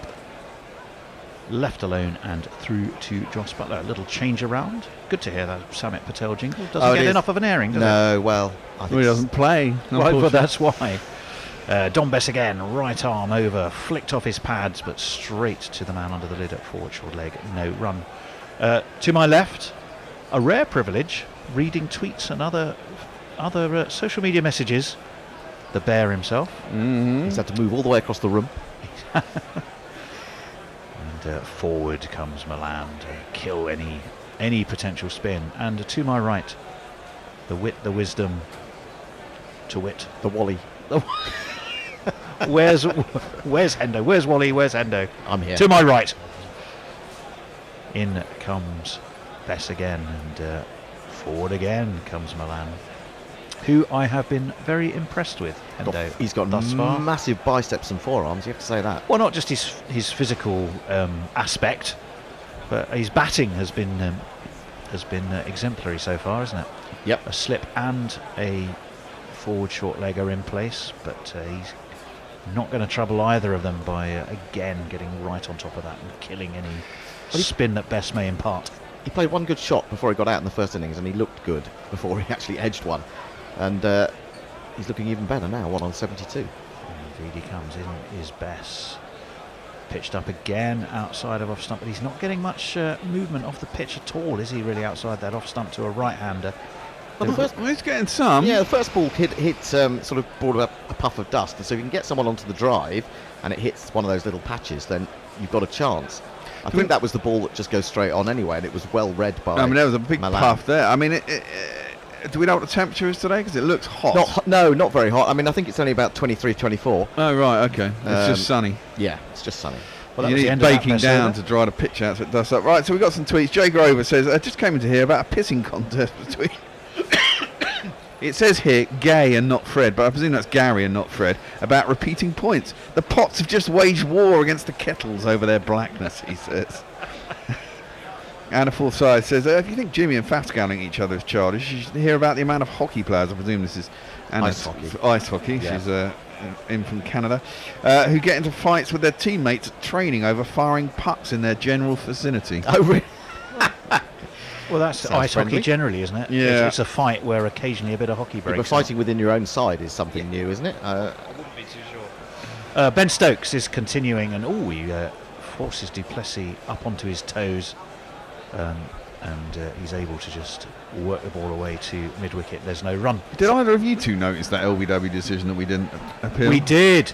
Oh, did you? Yeah, we did. I thought it just came off the face of the bat. The way it ran down to the fine leg, you just thought it just glanced it off the face of the bat, but clearly it was straight on the pad. No one went up, did they? Extraordinary, isn't it, really? Absolutely did. A very high back lift as Faf, hasn't he? And this one again is just pushed to mid-wicket, no run. We were also catching up on the news or discussing Dominic Sibley's granddad, who sadly, Mackenzie's dad, his granddad was called Mackenzie. You'd appreciate this actually, Bear. Sadly died in 2011, but before he died, he placed 2 bets at considerably long odds. One was that his son would play for England, and the other was that he'd make 100 playing for England. And the family yesterday collected 21 grand. Nice! Nice!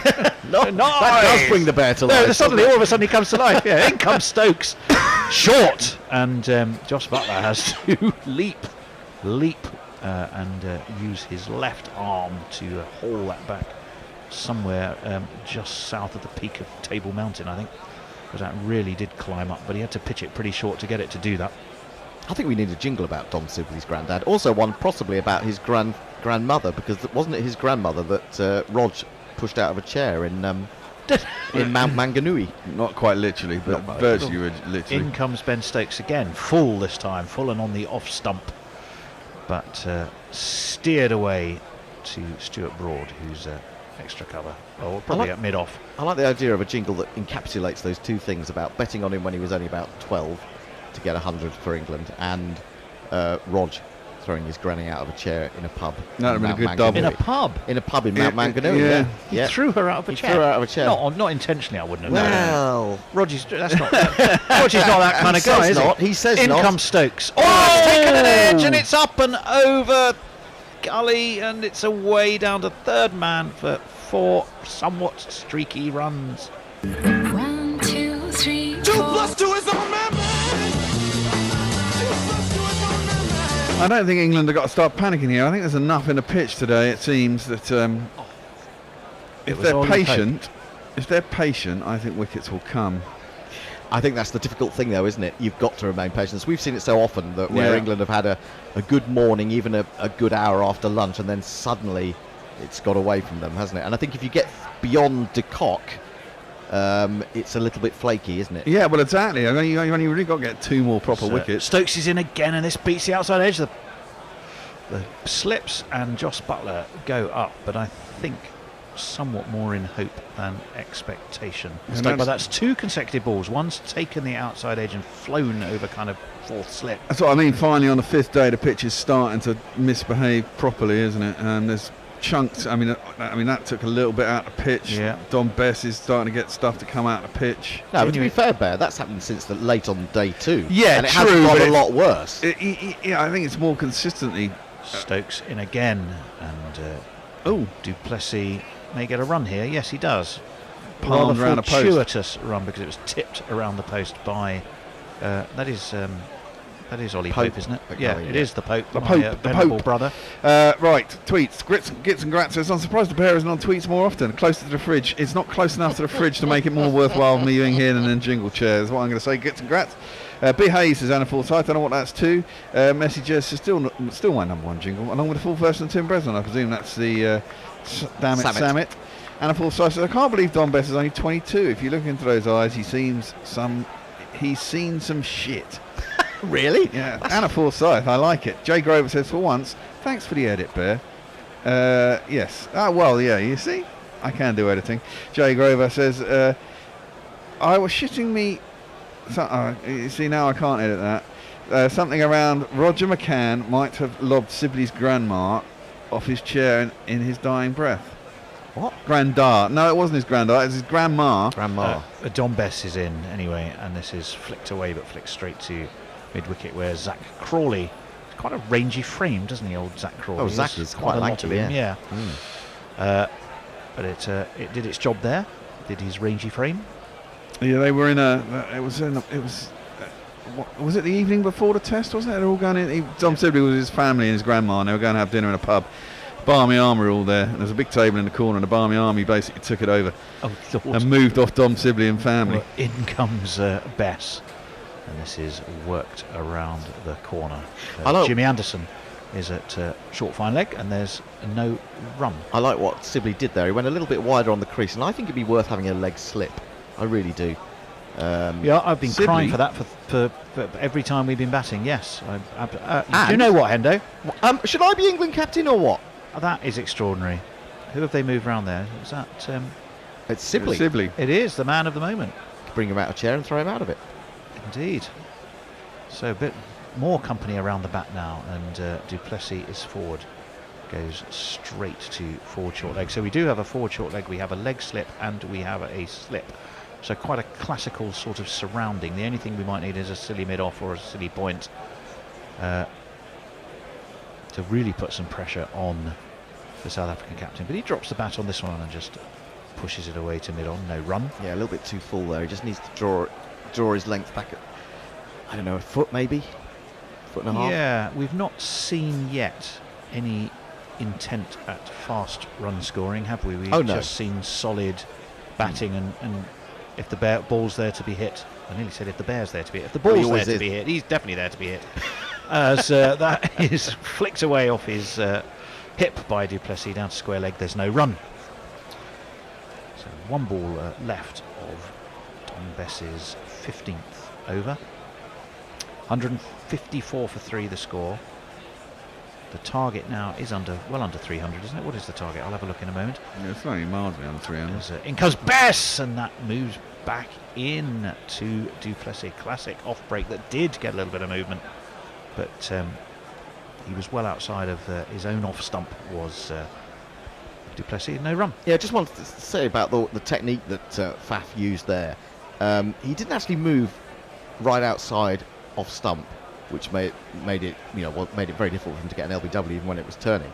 He didn't do it until he let go of the ball, and then he did it very quickly. What England were doing when they were they had problems with Joss Buttler in the first innings where he was going miles outside of stump. He was doing it before the ball was being released. He was opening up those stumps for the bowler to adjust should he have wanted to, or should he have spotted it. But Faf there moved very late indeed. Yeah, he did. No, you're absolutely right. And 154 for 3. Ben Stokes continuing the attack for England. 2 slips and a gully.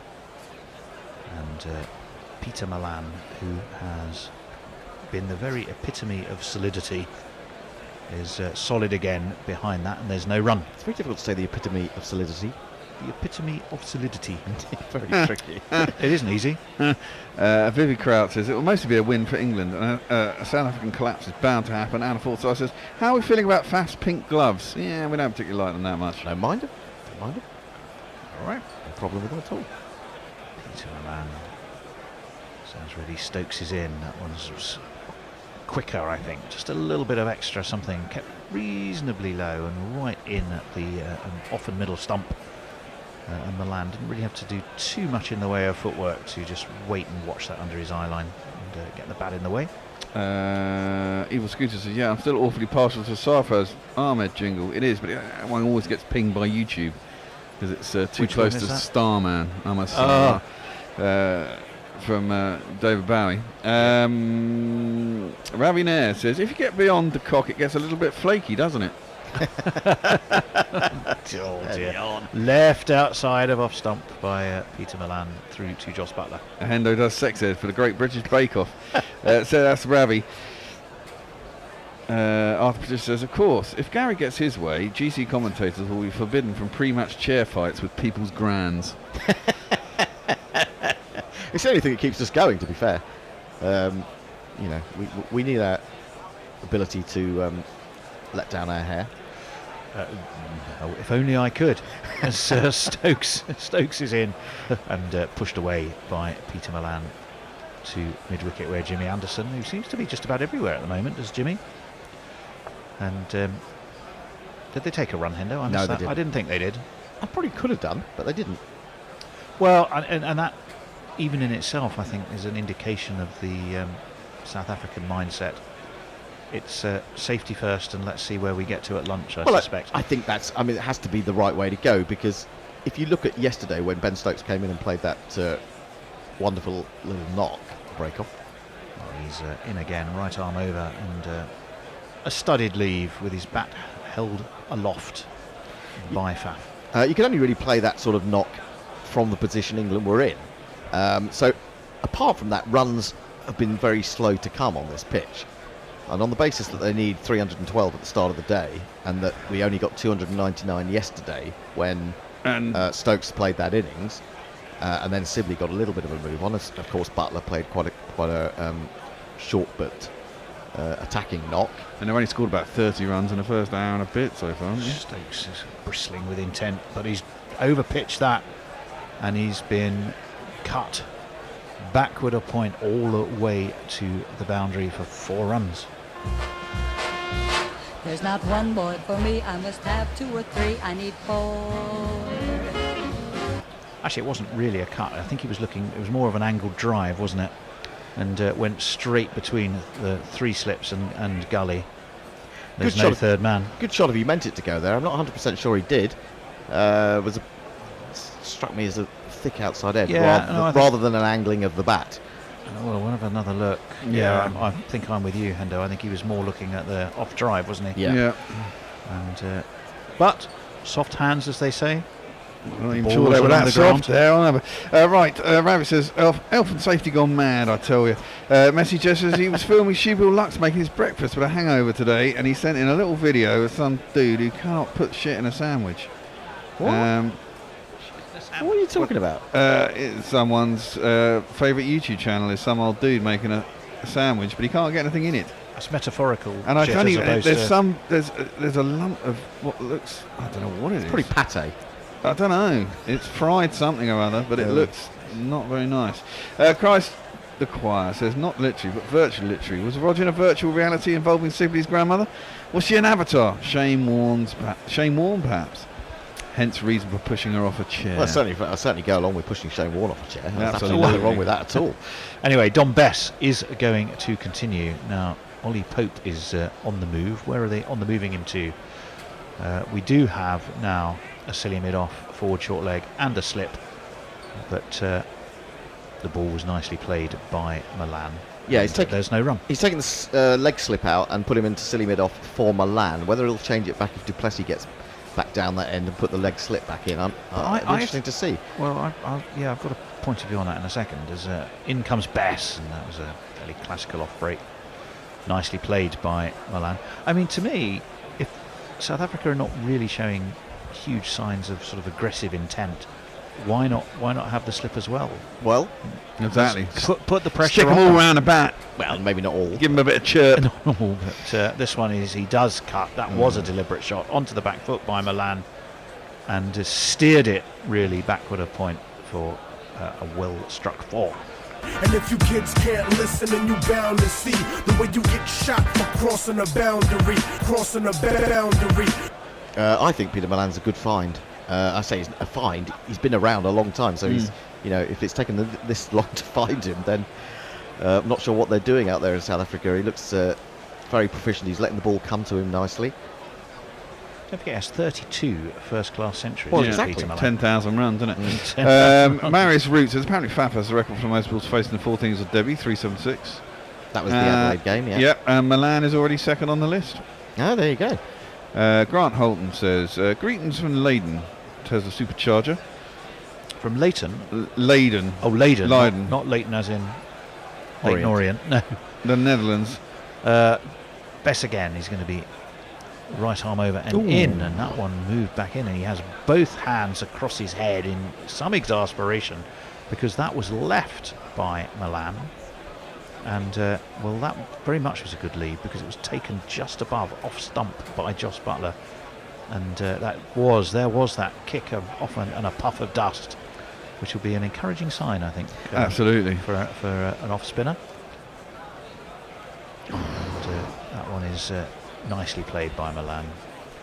Forward short leg was interested, but Milan made sure he pretty much dropped that down right in front of his toes.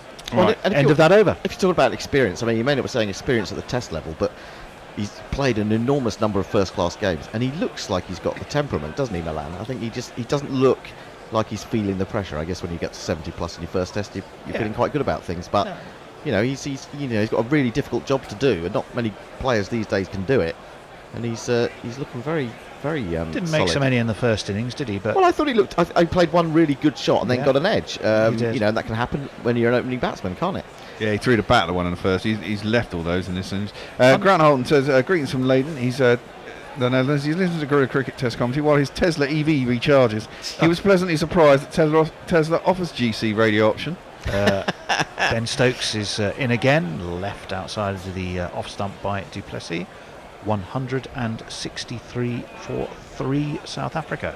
He wants us to cover Dutch entry into the top 13 ODI playing teams in 2020, and they're playing Pakistan. Mog says, how are my jingles not getting hit on YouTube more often? Some of them are pure karaoke. No, well, clearly not good enough. Jay Grover says, my nan has been dead for several years. Good. No, not good. Sorry. You said the good, or he said I said good, because I thought I was going to. No, I haven't got time to finish. In comes Stokes as the bear continues wishing death upon the relatives of our listeners. For which I'm sure he didn't really mean. 163 for 3. But he says, but if I know anything about the history of Ireland Protestantism, she'd haunt you, God. Is that what Roger's been training for in his granny abuse?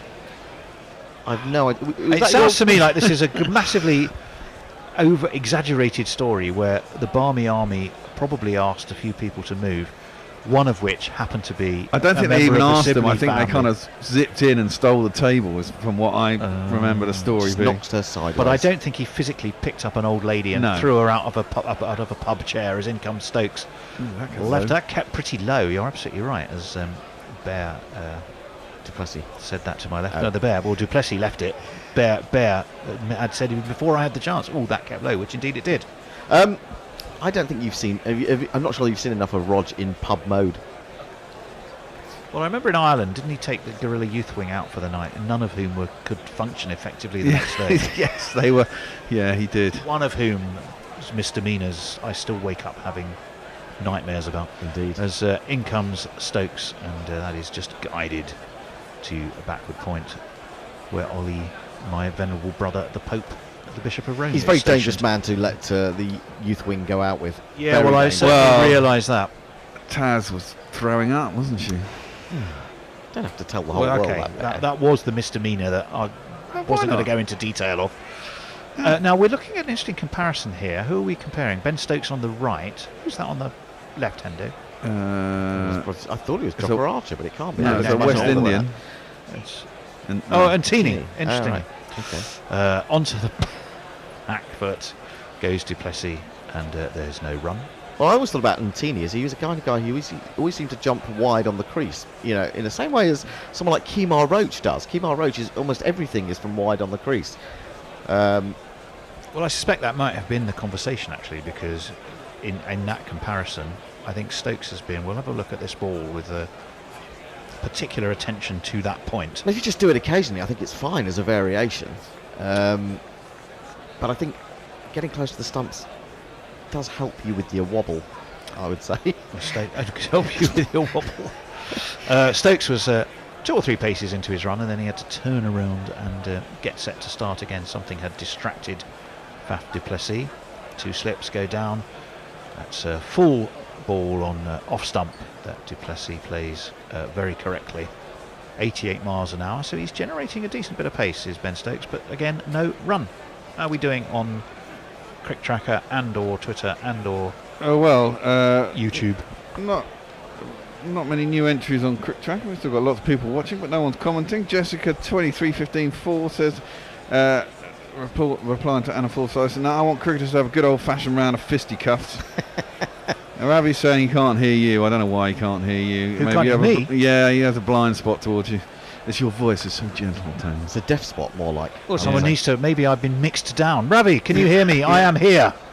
You're deep in the mix. I used to play. A company I used to work for. We had a keyboard player who was so awful that we used to turn his monitor up and his external-facing speaker down, so he could hear himself, but no one else in the audience could hear him.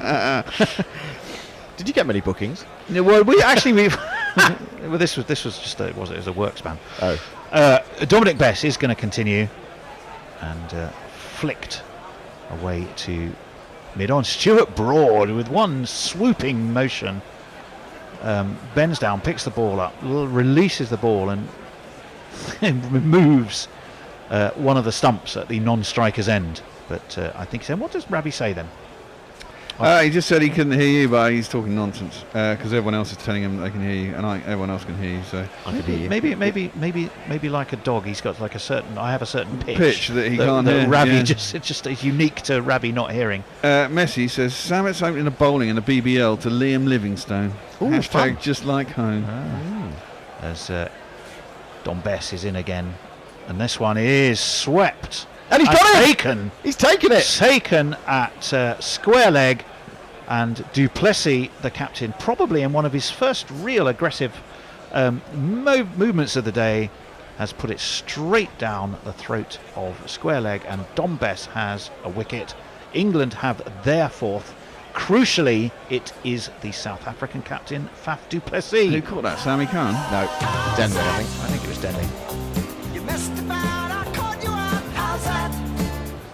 Yeah, he's gone for the sweep in front of square, and straight it's to a him. very strange shot to play, unless he was going to get it up and over him.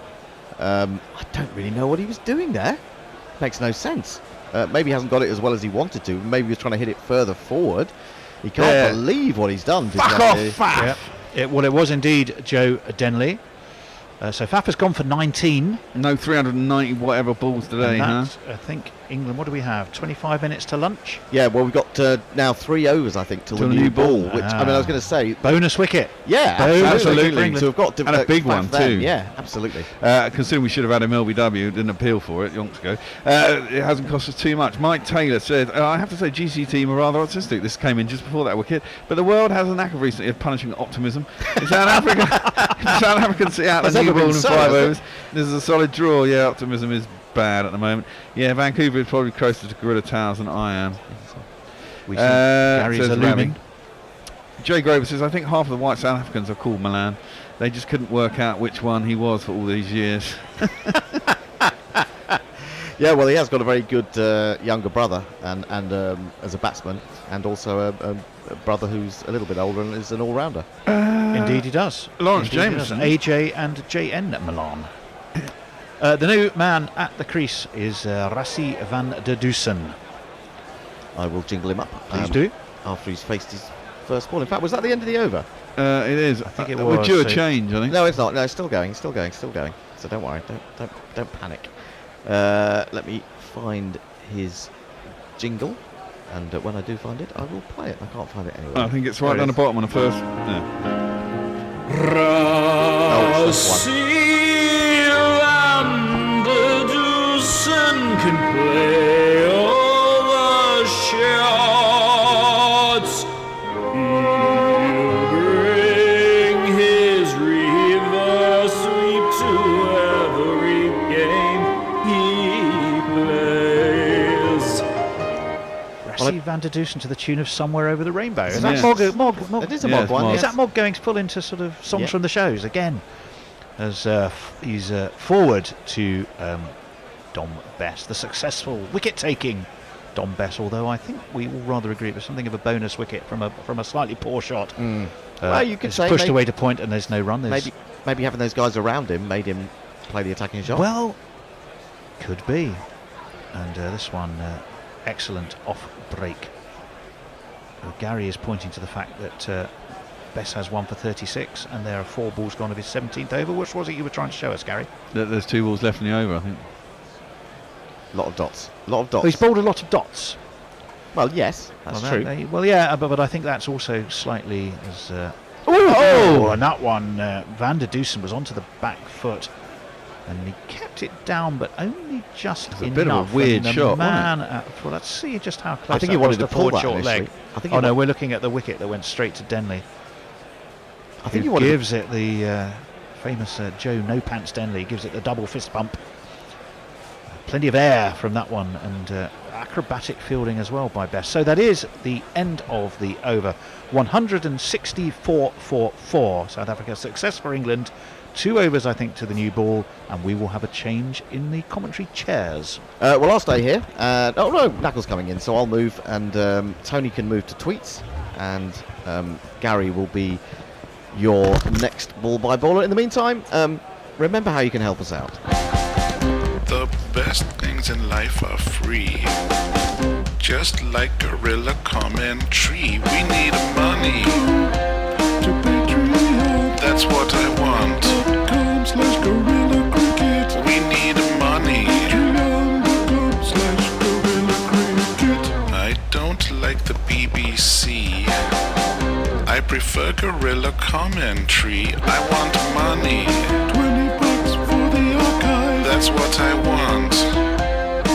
You just buy a t-shirt. second time in 2 second innings in this series that du Plessis has found a really extraordinary way to get out. I'm not sure it's quite as weird as the sort of on both knees pull sweep that he holed out off Archer to, but really odd from Faf, that just hitting it straight to square leg. Stokes in and on the leg stump, and Milan, ever impressive, just dead bats it into the leg side. Yeah, I think that I was quick to bag Bess because he doesn't look like he's going to turn very many and beat very many batsmen in the flight, but what he's done is deliver his brief in this match. He's bowled a lot of dot balls, and maybe du Plessis was just feeling that slight bit of anxiety, wanted to get a release shot, but he induced rather than forced the mistake from Faf, and fair play to him, as again this is hit into the leg side, but a very busy Ollie Pope does the fielding, and there is no run. Good to keep one's Popes busy. Who knows what they might get up to otherwise. Indeed. Well, which way will the smoke come out for England here? Will we see the smoke turn grey? Is it for a new Pope, a new win in the new year? White for a Pope, black for a well, not yet electing a Pope. Yeah, so this ball's through to the keeper from Ben Stokes, and there is no grey are Cardinals having a smoke break. Yes. The blue they're smoking a Gulwar. Rassi van der Dussen, if you were centrally casting a Nazi guard, he'd be well in the game, wouldn't he, Rassi van der Dussen? Not his fault, but he looks kind of Aryan and scary. Peter Milan, of course, looks like Dennis Pennis, as we found out, as this ball is on off stump, and they scramble through for what turns into an easy single as Zach Crawley does the fielding. Dennis Pennis, of course, asked Steve Martin, why did you stop being funny, Steve? Which was a bit cruel. Yes, indeed. Lawrence Jameson says, a bizarre statement from Cricket South Africa that it supports 4-day test cricket. I understand why, in their position, they're short of money and it's cheaper for them to host 4-day test matches. But boards, I keep saying this, boards and players are being forced into decisions they shouldn't be having to make because the ICC are not doing their job as a governing body. And, you know, if you centrally funded test cricket properly and evened up the revenue streams a bit, India have got plenty of money to play with, so have England and Australia, but yes. So a very impressive test debut continues for Milan, but it's Rassi van der Dussen who's on strike, who plays at a slightly wide and full ball from Ben Stokes, as new batsman will, and he went with his hands and not with his feet. But it's fielded at extra cover, 88 miles per an hour from Ben Stokes. Good gas, just 2 overs left before the new ball. Little hint of swing from Ben Stokes. It was nicely played by van der Dussen. It was full enough that he didn't really have to worry too much, but yes, playing at it.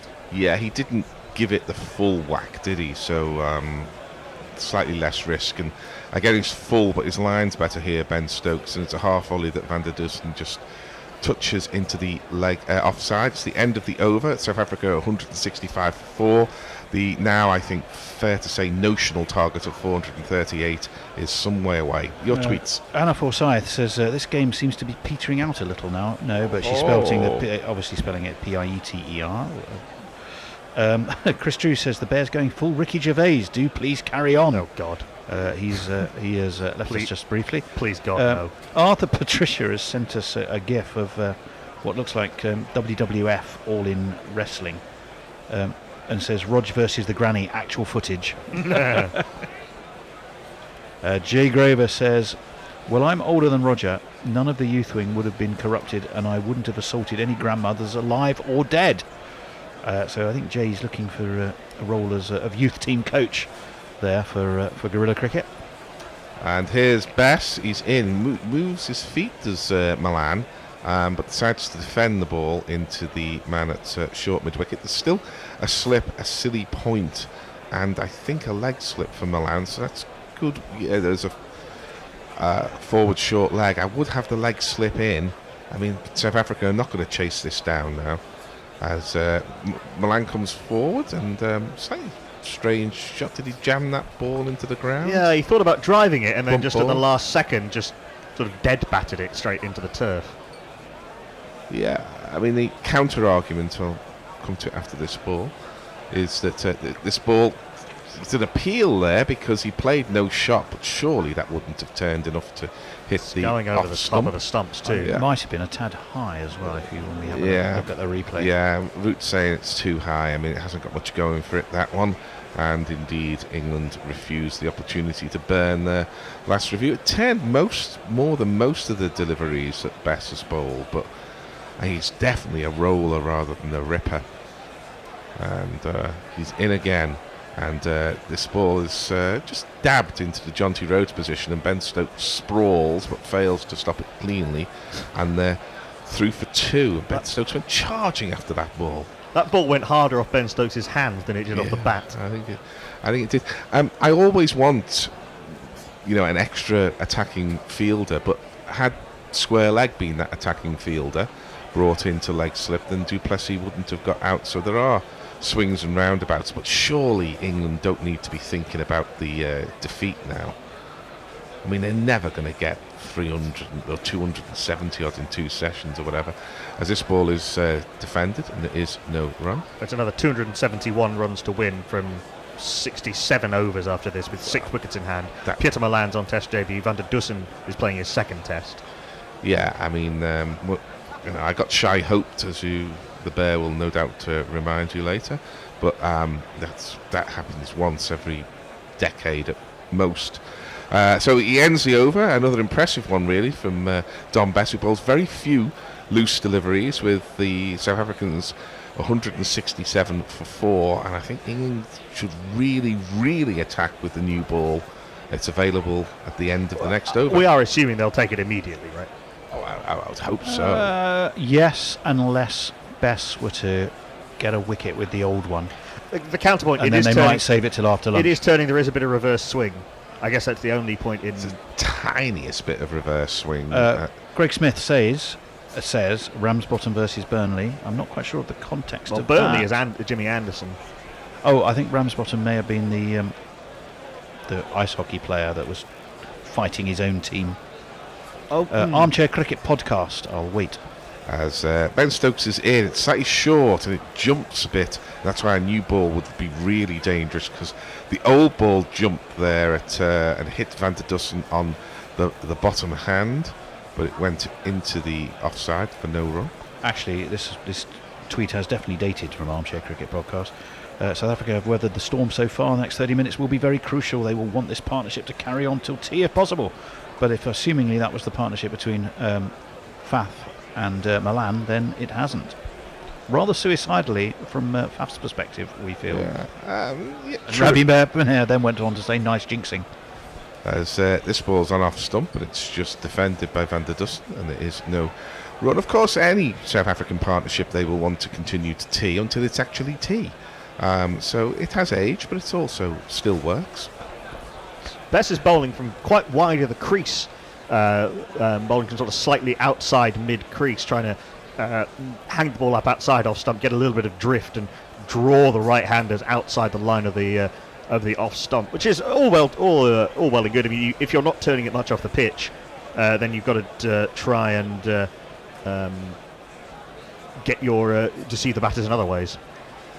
Stokes is in, and this takes the outer portion of the bat and goes to Joe Denley, who's at point, and there is no run. 89 miles per hour for Ben Stokes there, so he's certainly not sort of sitting back in an armchair waiting for the new ball himself. Stokes is giving it full works.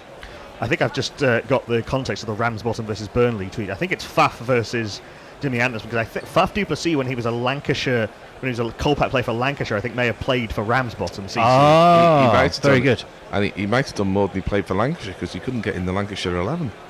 As Stokes is in, and he jumps in the air, does Van der Dussen, to a ball that was just an orthodox outside off-stump delivery. But I think that shows the benefit of the effort ball a couple of deliveries earlier, which took him on the bottom hand. Anyway, he jabbed the bat down on it, and there is no run. I think there's been a fair bit of good fortune gone Van der Dussen's way so far in these nearly 2 completed test matches, and I'm not expecting him to enjoy such fortune for a 4th time. There is no law of averages, of course, but somehow karma does does repay you. Someone did an analysis on sort of batsmen who've made the most of chances, as it were. As Stokes is in and Van der Dussen leaves this alone, no run. It was Crickviz who did some analysis on, how many runs does batter scores after they've been dropped, and good batsmen who get dropped a lot. The guy who came out top was Hashim Amla. Yeah, that kind of makes sense. I'm surprised he gave any chances, really. Of course, I saw a chanceless 311 at the Oval back in 2012, so lovely though he was to watch, I'd had enough of him by then. At Cape Town on England's last tour, he got a double 100 where he was dropped 4 times. Yeah, that was after he'd given up the captaincy, wasn't it? This is a Yorker, and it's well played by Van der Dussen. It was slightly outside off stump, so it wasn't a Wakarish toe crusher. It's the end of the over. South Africa are 167 for 4. The second new ball is available, and I hate to say this, but this could be a crucial half hour. It could be. Strangecarrots.com or strangecarrots.com says there's a variety of tomato called Granny's Throwing brackets, apparently perfect for throwing at politicians. Unfortunately, nothing called throwing grannies. Granny's Throwing tomatoes. Yes, I like that very much. Armchair Cricket Podcast says, wow, the very next ball after that tweet. Hashtag Twitter jinx strikes. Hashtag wasn't me. Jay Grover says, need mash for the obscure question, this obscure question, but given the crazed blue serial killer eyes of Faf and Butler, is there a Village of the Damned 11? Very good. Well, did you see Stuart Broad on the balcony yesterday? Yeah. After one spat at Sibley, Broad was padded up on the balcony going, ooh, with his big blue eyes. Well, we've certainly got another Midwich cuckoo coming on to bowl now. Oh, yeah. The new ball has been taken.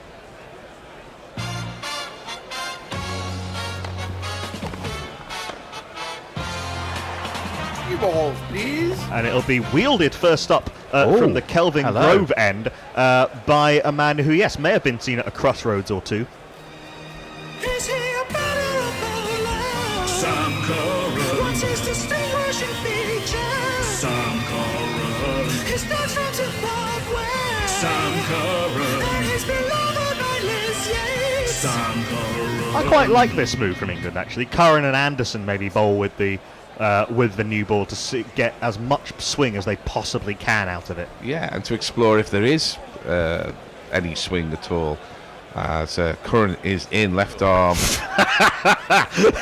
over and out, because that ball was extremely wide of the off stump. It's his first bowl of the day, and his warm-up would have been a good couple of hours ago now, so maybe we're allowing him that one. Yeah, I mean, I do think England will look at this ball, and if it doesn't swing, they might start complaining to the umpires and saying, can we have a new one? And rather an alternative new ball. Curran is in, and this is a better ball, but it's beautiful punch shot by Milan. I mean, that's the stroke of a class batsman on the toes, and it's on about a fourth stump line, and he just punched it with very little effort. It went 3/4 of the way to the point boundary, and they're through for 2. You've got to be a good bat to play that shot. You really do. Yeah, it was a lovely shot. It was very well controlled in front of square with a vertical bat. I'm not quite sure how Sam Curran is going to be able to tell whether the ball's swinging if he's pitching it there. Well, you know what? I was just about to say that, because the first 2 deliveries, neither of them were geared to explore how much the ball might swing. Well, will he do it for this one? No, it's another sort of back of the lengthish and well wide of the off stump. It's been something of an inauspicious start from Sam Curran, but what we know about Curran is that he can often look a little bit inauspicious, and then all of a sudden you look at his figures and he's got 2 for 40. Well, yeah, but I think 3 times on this tour already he's taken a wicket in the first over of a spell. Graham Swan-like. So Milan's on 83. It's been an absolutely splendid innings from him on debut. This is outside off stump, left alone again by Milan, and Curran's got to bring his length up and his line tighter if he's not to be wasting this new ball. And frankly, if he bowls another 8 balls like this, I'm sure he'll be hooked for one of the elder statesmen. Yeah, I mean, that was a horrible. So far, the 2 balls left is a waste of the opportunity, I'm afraid. So Milan's faced 266 balls, barely played a false stroke.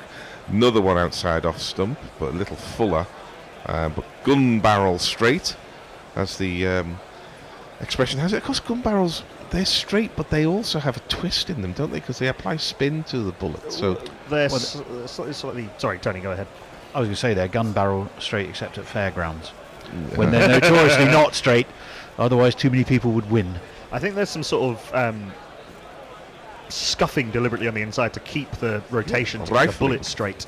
That's a better ball from Curran and a very good leave from Milan. I must say, Milan's leave is a thing of some beauty. It's certainly very much worthy of admiration. So it's a 2 off the over. South Africa 169 for 4. The target a notional 438. Todd Norbury says, I can't see them losing. England in that is the assistant. South Africa will struggle to draw it. Jay Grover says, the idea of Gary trying to non-verbally communicate both intrigues and scares me. Andy and Brum says, I see what you're trying to do, and reverse jinxing won't work here. Jazza says, do you guys prefer fries or wedges? It's a rather interesting question. Fries in general. Fries in general, yeah, I'd go with fries. Anna Forsyth says, if Van der Dussen could be a Nazi guard, the Curran brothers would be the guards that bullied him in the staff room. Oh, I think you're right there. Ooh. Yeah, we're casting another a remake of Where Eagles Dare. Or something. Well, I mean, there is the Hitler-Younger comparison with Sam and Tom Curran has been made before. Yeah, I'm sure it has. And I'll mention again that I saw, especially for listeners who were on Guerrilla South Africa, that I saw Jojo Rabbit, and it is a very, very amusing and interesting film. As yet unnamed bowler comes in, but you'll probably be able to guess. It's outside off stump, and it is near around. Yeah, he's changed ends to the Weinberg end.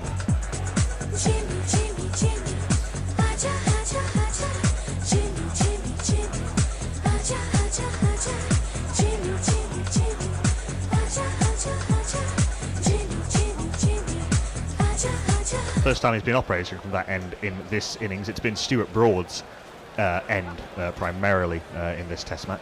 I've just worked out why I enjoy that jingle so much. So Anderson is in, it's left alone, but it bounces a bit at Van der Dussen, who leaves slightly extravagantly, and there is no run. I quite like that slight breathless singing. It's ever so slightly. Haja. It has a certain appeal, no doubt. Yes, available on 0898. Andy in Brum says they've got us right where they want us. #doomed. Jay Grover says, no, Tony, I most certainly am not. Don't be silly. I think that's in me suggesting he might be pitching for the role of guerrilla youth coach. Just 2 slips in the gully for Anderson to Van der Dussen, who's on naught after 14 deliveries, and he gets off naught with a nudge into the leg side. And a throw from, I think, left arm thrower. Curran? Yeah, probably Curran at square leg. I mean, 2 slips in a gully, really, for a man on naught with James Anderson, the world's most successful Test match bowler, and the target absolutely miles away. Test match seamer, yeah. Test match seamer, yeah. I mean, surely you've got to have a 3rd slip. Yeah. I might argue a 4th. I mean, certainly, I think one of those things that when the first ball starts to swing, suddenly the slip cordon will be reinforced. Well, often it's when the first ball gets edged through vacant 3rd slip that they may be the same. They may be one and the same ball. But surely, I mean, I can understand to a certain extent Milan, as Anderson is in, and this ball jumps a bit at Milan. It takes the bottom hand away. But again, why would you have the same feel to a man on 83 after 269 deliveries and a man on naught after 14? Just doesn't make sense. We've spoken a lot over the years about Jimmy and Broad's relative caution in terms of how they set their fields, and I think occasionally you need to sort of take Anderson in hand and say, no, you're good enough, have a few more slips. I agree. It's two slips a gully, a backward point, an extra cover, a mid-off, a mid-on, a mid-wicket, and no doubt a long leg and a deep point. You know, I'm not sure there's a deep point. Yeah, maybe. This ball is edged, but all the way along the ground by Milan. It goes out to the man in the Jonty Rhodes position. There is no run. I mean, I keep making this point, and not Fred will pull me up, I'm sure. You could probably. But you should be able to have an idea of the scoreboard by the field. You could possibly take the mid-wicket out, move the mid-on a little bit wider, and put them in, and put him into the cordon. Too often, fields just look like they've been done on a piece of paper the night before, with no regard for the scoreboard. You're right there, Gary. A few people joining us on Crick Tracker. This ball is defended, no run. A little bit of in-swing that time from Anderson. Adrian Tahir wants a shout out, but he's trying to get me to shout something I'm a bit too old and wise to fall for. Hello, Mr. Tahir. Amjad Al-Basi says hello. Hello to Maik Ahmad Khan Hawan, to Mihai Mester, to Jan Grief, who says, Faf, why no patience? Eesh. Yeah, very un-Faf-like. Hello to Rasad Hassan. We have 2 minutes for the GPL. It seems unlikely that South Africa will lose 2 wickets in the next 2 minutes, so it will be a full lunchtime opening of the GPL. You have, as I say, 2 minutes. Go to GorillaCricket.com/competition. Follow the on-screen instructions. You pay £1 per guess. What you're guessing is the number of runs that will be scored in today's play. If you're bang on the banana at the end of the day's play, you will win the pot. The pot currently stands at £51, but it will have gone up with the few entries we have had. The 7 entries we've had. It's Sam Curran in, left arm over the wicket to Van der Dussen. Again, it's too wide of the off stump, and there is no run. Just to underline my point there, South Africa have scored 44 runs in this session, and is this the last over or almost? Will be the last over, yeah. Yeah, are we really expecting them to score 44 in the first session of the day, and then 268 in the final 2 sessions of the day? It's absurd. England should not be defending at all here. Every fielder, even if they're on the boundary, should be part of a plan to get a wicket. As Curran is in, and again, it's far too wide of the off stump, and frankly, it's been 8 pies so far from Curran. Yeah, I wonder, given that he's not swinging the ball, if he might just come round the wicket now. At least make Van der Dussen play. Yeah, make him play. The ball's coming in, and again, if he gets clipped for 2 fours in this over because the angle is coming in on the leg side, what does it matter? England are not going to lose this. It's inconceivable that South Africa are going to score 268, even with the cock. As Curran over the wicket. Better. And yeah, he makes him play Van der Dussen, but it goes to the man at short extra. Still only 2 slips on the gully. There is some lift from with this new ball from a length. Even Anderson was getting some lift. So certainly, maybe if you moved another man into that corner, you put him in a sort of second gully, you'd have sort of 2 slips, a 4th slip, and a gully for that one that comes off the shoulder of the bat. I mean, I'm not asking for the full sort of West Indies 1984 umbrella, but there's so many gaps there. Surely he can fill 1 or 2 of them, as that's well wide of the off stump, and Curran knows he's wasted this opportunity because there's a slight grimace there, and he's a fairly level-headed man. He's not demonstrative in his celebrations nor in his disappointment, but he definitely grimaced at that.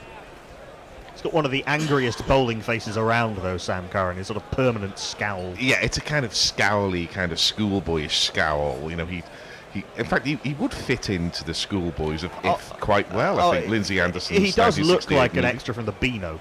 Yeah, a bit from the Beano, but he'd fit in with Malcolm McDowell and David Wood in If. There is a cricketing story about Malcolm McDowell. The costume he was wearing in Cockford Orange was his cricket white and his box strapped over the top of it. Excellent. Well, he goes round the wicket now, does Curran, as we were hoping, and immediately Van der Dussen has to get in behind a ball that was short of a length, but demanded playing because it was on off stump, and it is no run. The average swing today with the old ball was 0.9 degrees, and with the new ball is 0.5, and I think to all intents and purposes that is 0. Near enough, yes. Andy and Brum says Ray the Faf dismissal. I think Denley was hidden behind short legs, so he didn't see him. Rennie Keita's with us. Hello, Rennie Keita. Hello. I'll wait for this one, of course. Curran round the wicket, and he takes the thigh pad. There's a big appeal from Curran. Paul Rifle says not out, and Butler wasn't that keen on it. Don't think Root is either. It looked fairly obvious inside thigh pad to me. Well, they were appealing initially for an inside edge onto the... Well, I think they were initially appealing for the inside edge onto the pad because it was way too high to be LBW. Root asked Curran whether there was an inside edge, and he said no, and there wasn't. No, and there wasn't. But that ball did misbehave, and it shows the value of Curran coming round the wicket because it did seam in quite a bit. It's already coming in on the angle and then seamed in a bit. But he obviously couldn't leave it alone, Van der Dussen, because it's round the wicket. And bounce from a length. Yeah, I mean... no one was seriously appealing for the LBW. They thought there might have been an inside edge. No, I think they were appealing for an inside edge that then went onto the thigh pad and out. So with that little flurry, after Sam Curran redeeming himself a little bit by going round the wicket to the last 2 overs of the session. The session is over. It's lunch on day 5. There were just 44 runs scored after 27 overs. I mean, why are England only bowling 27 overs with Dom Bess bowling quite a few of them when it's going for a win? Is again completely beyond me, but there you go. These fellas must know what they're doing. South Africa 174 The excellent Peter Milan is still there, and the slightly uncomfortable Van der Dussen has him for company. England probably did just enough in that session for it to be their session, but if I'm being critical, I don't think they made South Africa play enough deliveries, and I definitely do not think that the fields were as attacking as they should be in a game now that only has 2 results, one of which is an England win, the other of which is a draw. Yeah, I think or a tie. There's no tie. Less likely. There's no less tie. likely, because then that would put the win potentially. Let me just run through some tweets before we close for lunch. Rennie Keita had said, haha, Melbourne Renegades think Samit Patel is a specialist spinner. He's batted at 7. Mike Taylor says, after tempting fate with my damning optimism, we got a wicket. So in vain. He says, clearly England simply cannot get another one before lunch. Jay Grover says, Ramsbottom was one of my favourite name origins ever. People came over a hill, saw there were some sheep at the bottom of it, made a comment to that effect, and thus the name was born. Done and done, no messing. Aidan says, does anyone feel like Faf is batting like a skipper under pressure? Well, he's not anymore. I also feel Pretorius might be batting for his place when he comes in. Also might be seeing Felaqueo in the next game. Jay Grover says, Gary, you sound like Briac's dying breath. Soy milk and rum is good, I've heard. Sounds like a horrific combination. Indeed, well, it does rather, doesn't it? Messi Jazz says, speaking of eyes, Liam Livingstone took a massive hit to his manhood, which almost brought his eyes popping out. Much pain, but revenge has been taken as he goes on to 42 not out from 26.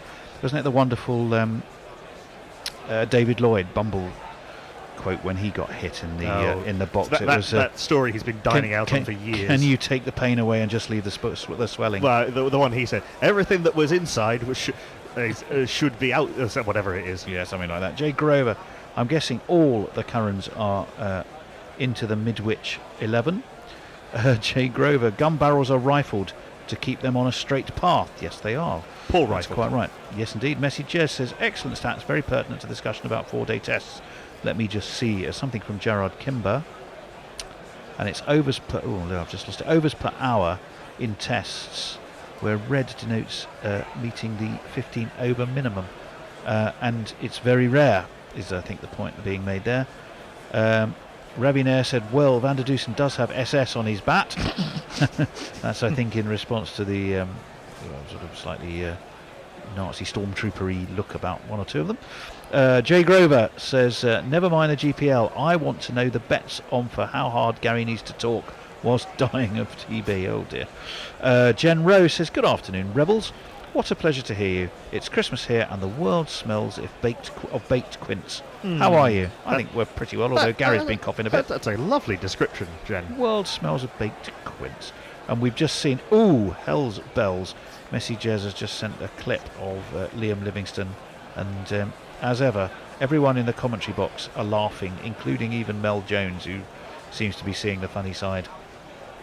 Football World says, top test cricketers becoming as brainless as footballers. Why play that shot? That, I'm sure, is in response to Faf. All about staying in, not taking any risks. He's done it before. Boring them bowlers to death in the heat. No gifts. Ravi Nair, the heavy roller ready, says Ravi Nair. Do you anticipate that England will drop anyone for the forthcoming test in Port Elizabeth? That's an interesting question. They've got Archer and Wood potentially fit for that test match, so it may be a case of rotation. Who knows? Obviously, you know, if England win this test, then they'll be more likely maybe to keep a settled 11. I don't think there'll be much change to the top 7, but maybe there might be a change to the seam bowlers. I would imagine they will play a spinner at Port Elizabeth. It's a little bit slower than either of the two pitches we've seen so far. But it's more a case that England now have a bit more strength in depth with Archer and Wood being fit again. Yeah, that I think will ask the question. Would you bring in Archer because he's available if England go on to win this?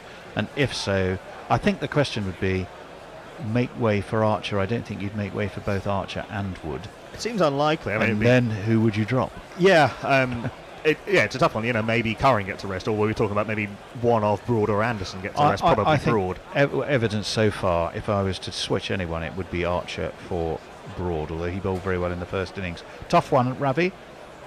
It's the selectors have to make that decision. But I'm with Knuckle on that. We've not even talked about Chris Wokes. Indeed. Jesse Alderson says right on the tip. Oh, that's just in response to the film that Messi Jez says a poor old Liam Livingstone. That concludes tweets. We are up to date on Crick Checker. We will see you after lunch. Yes, archive footage. See you in half an hour. Around Southey from, despite the fact he's actually bowled probably as bad as he's ever bowled in international cricket, is ripping through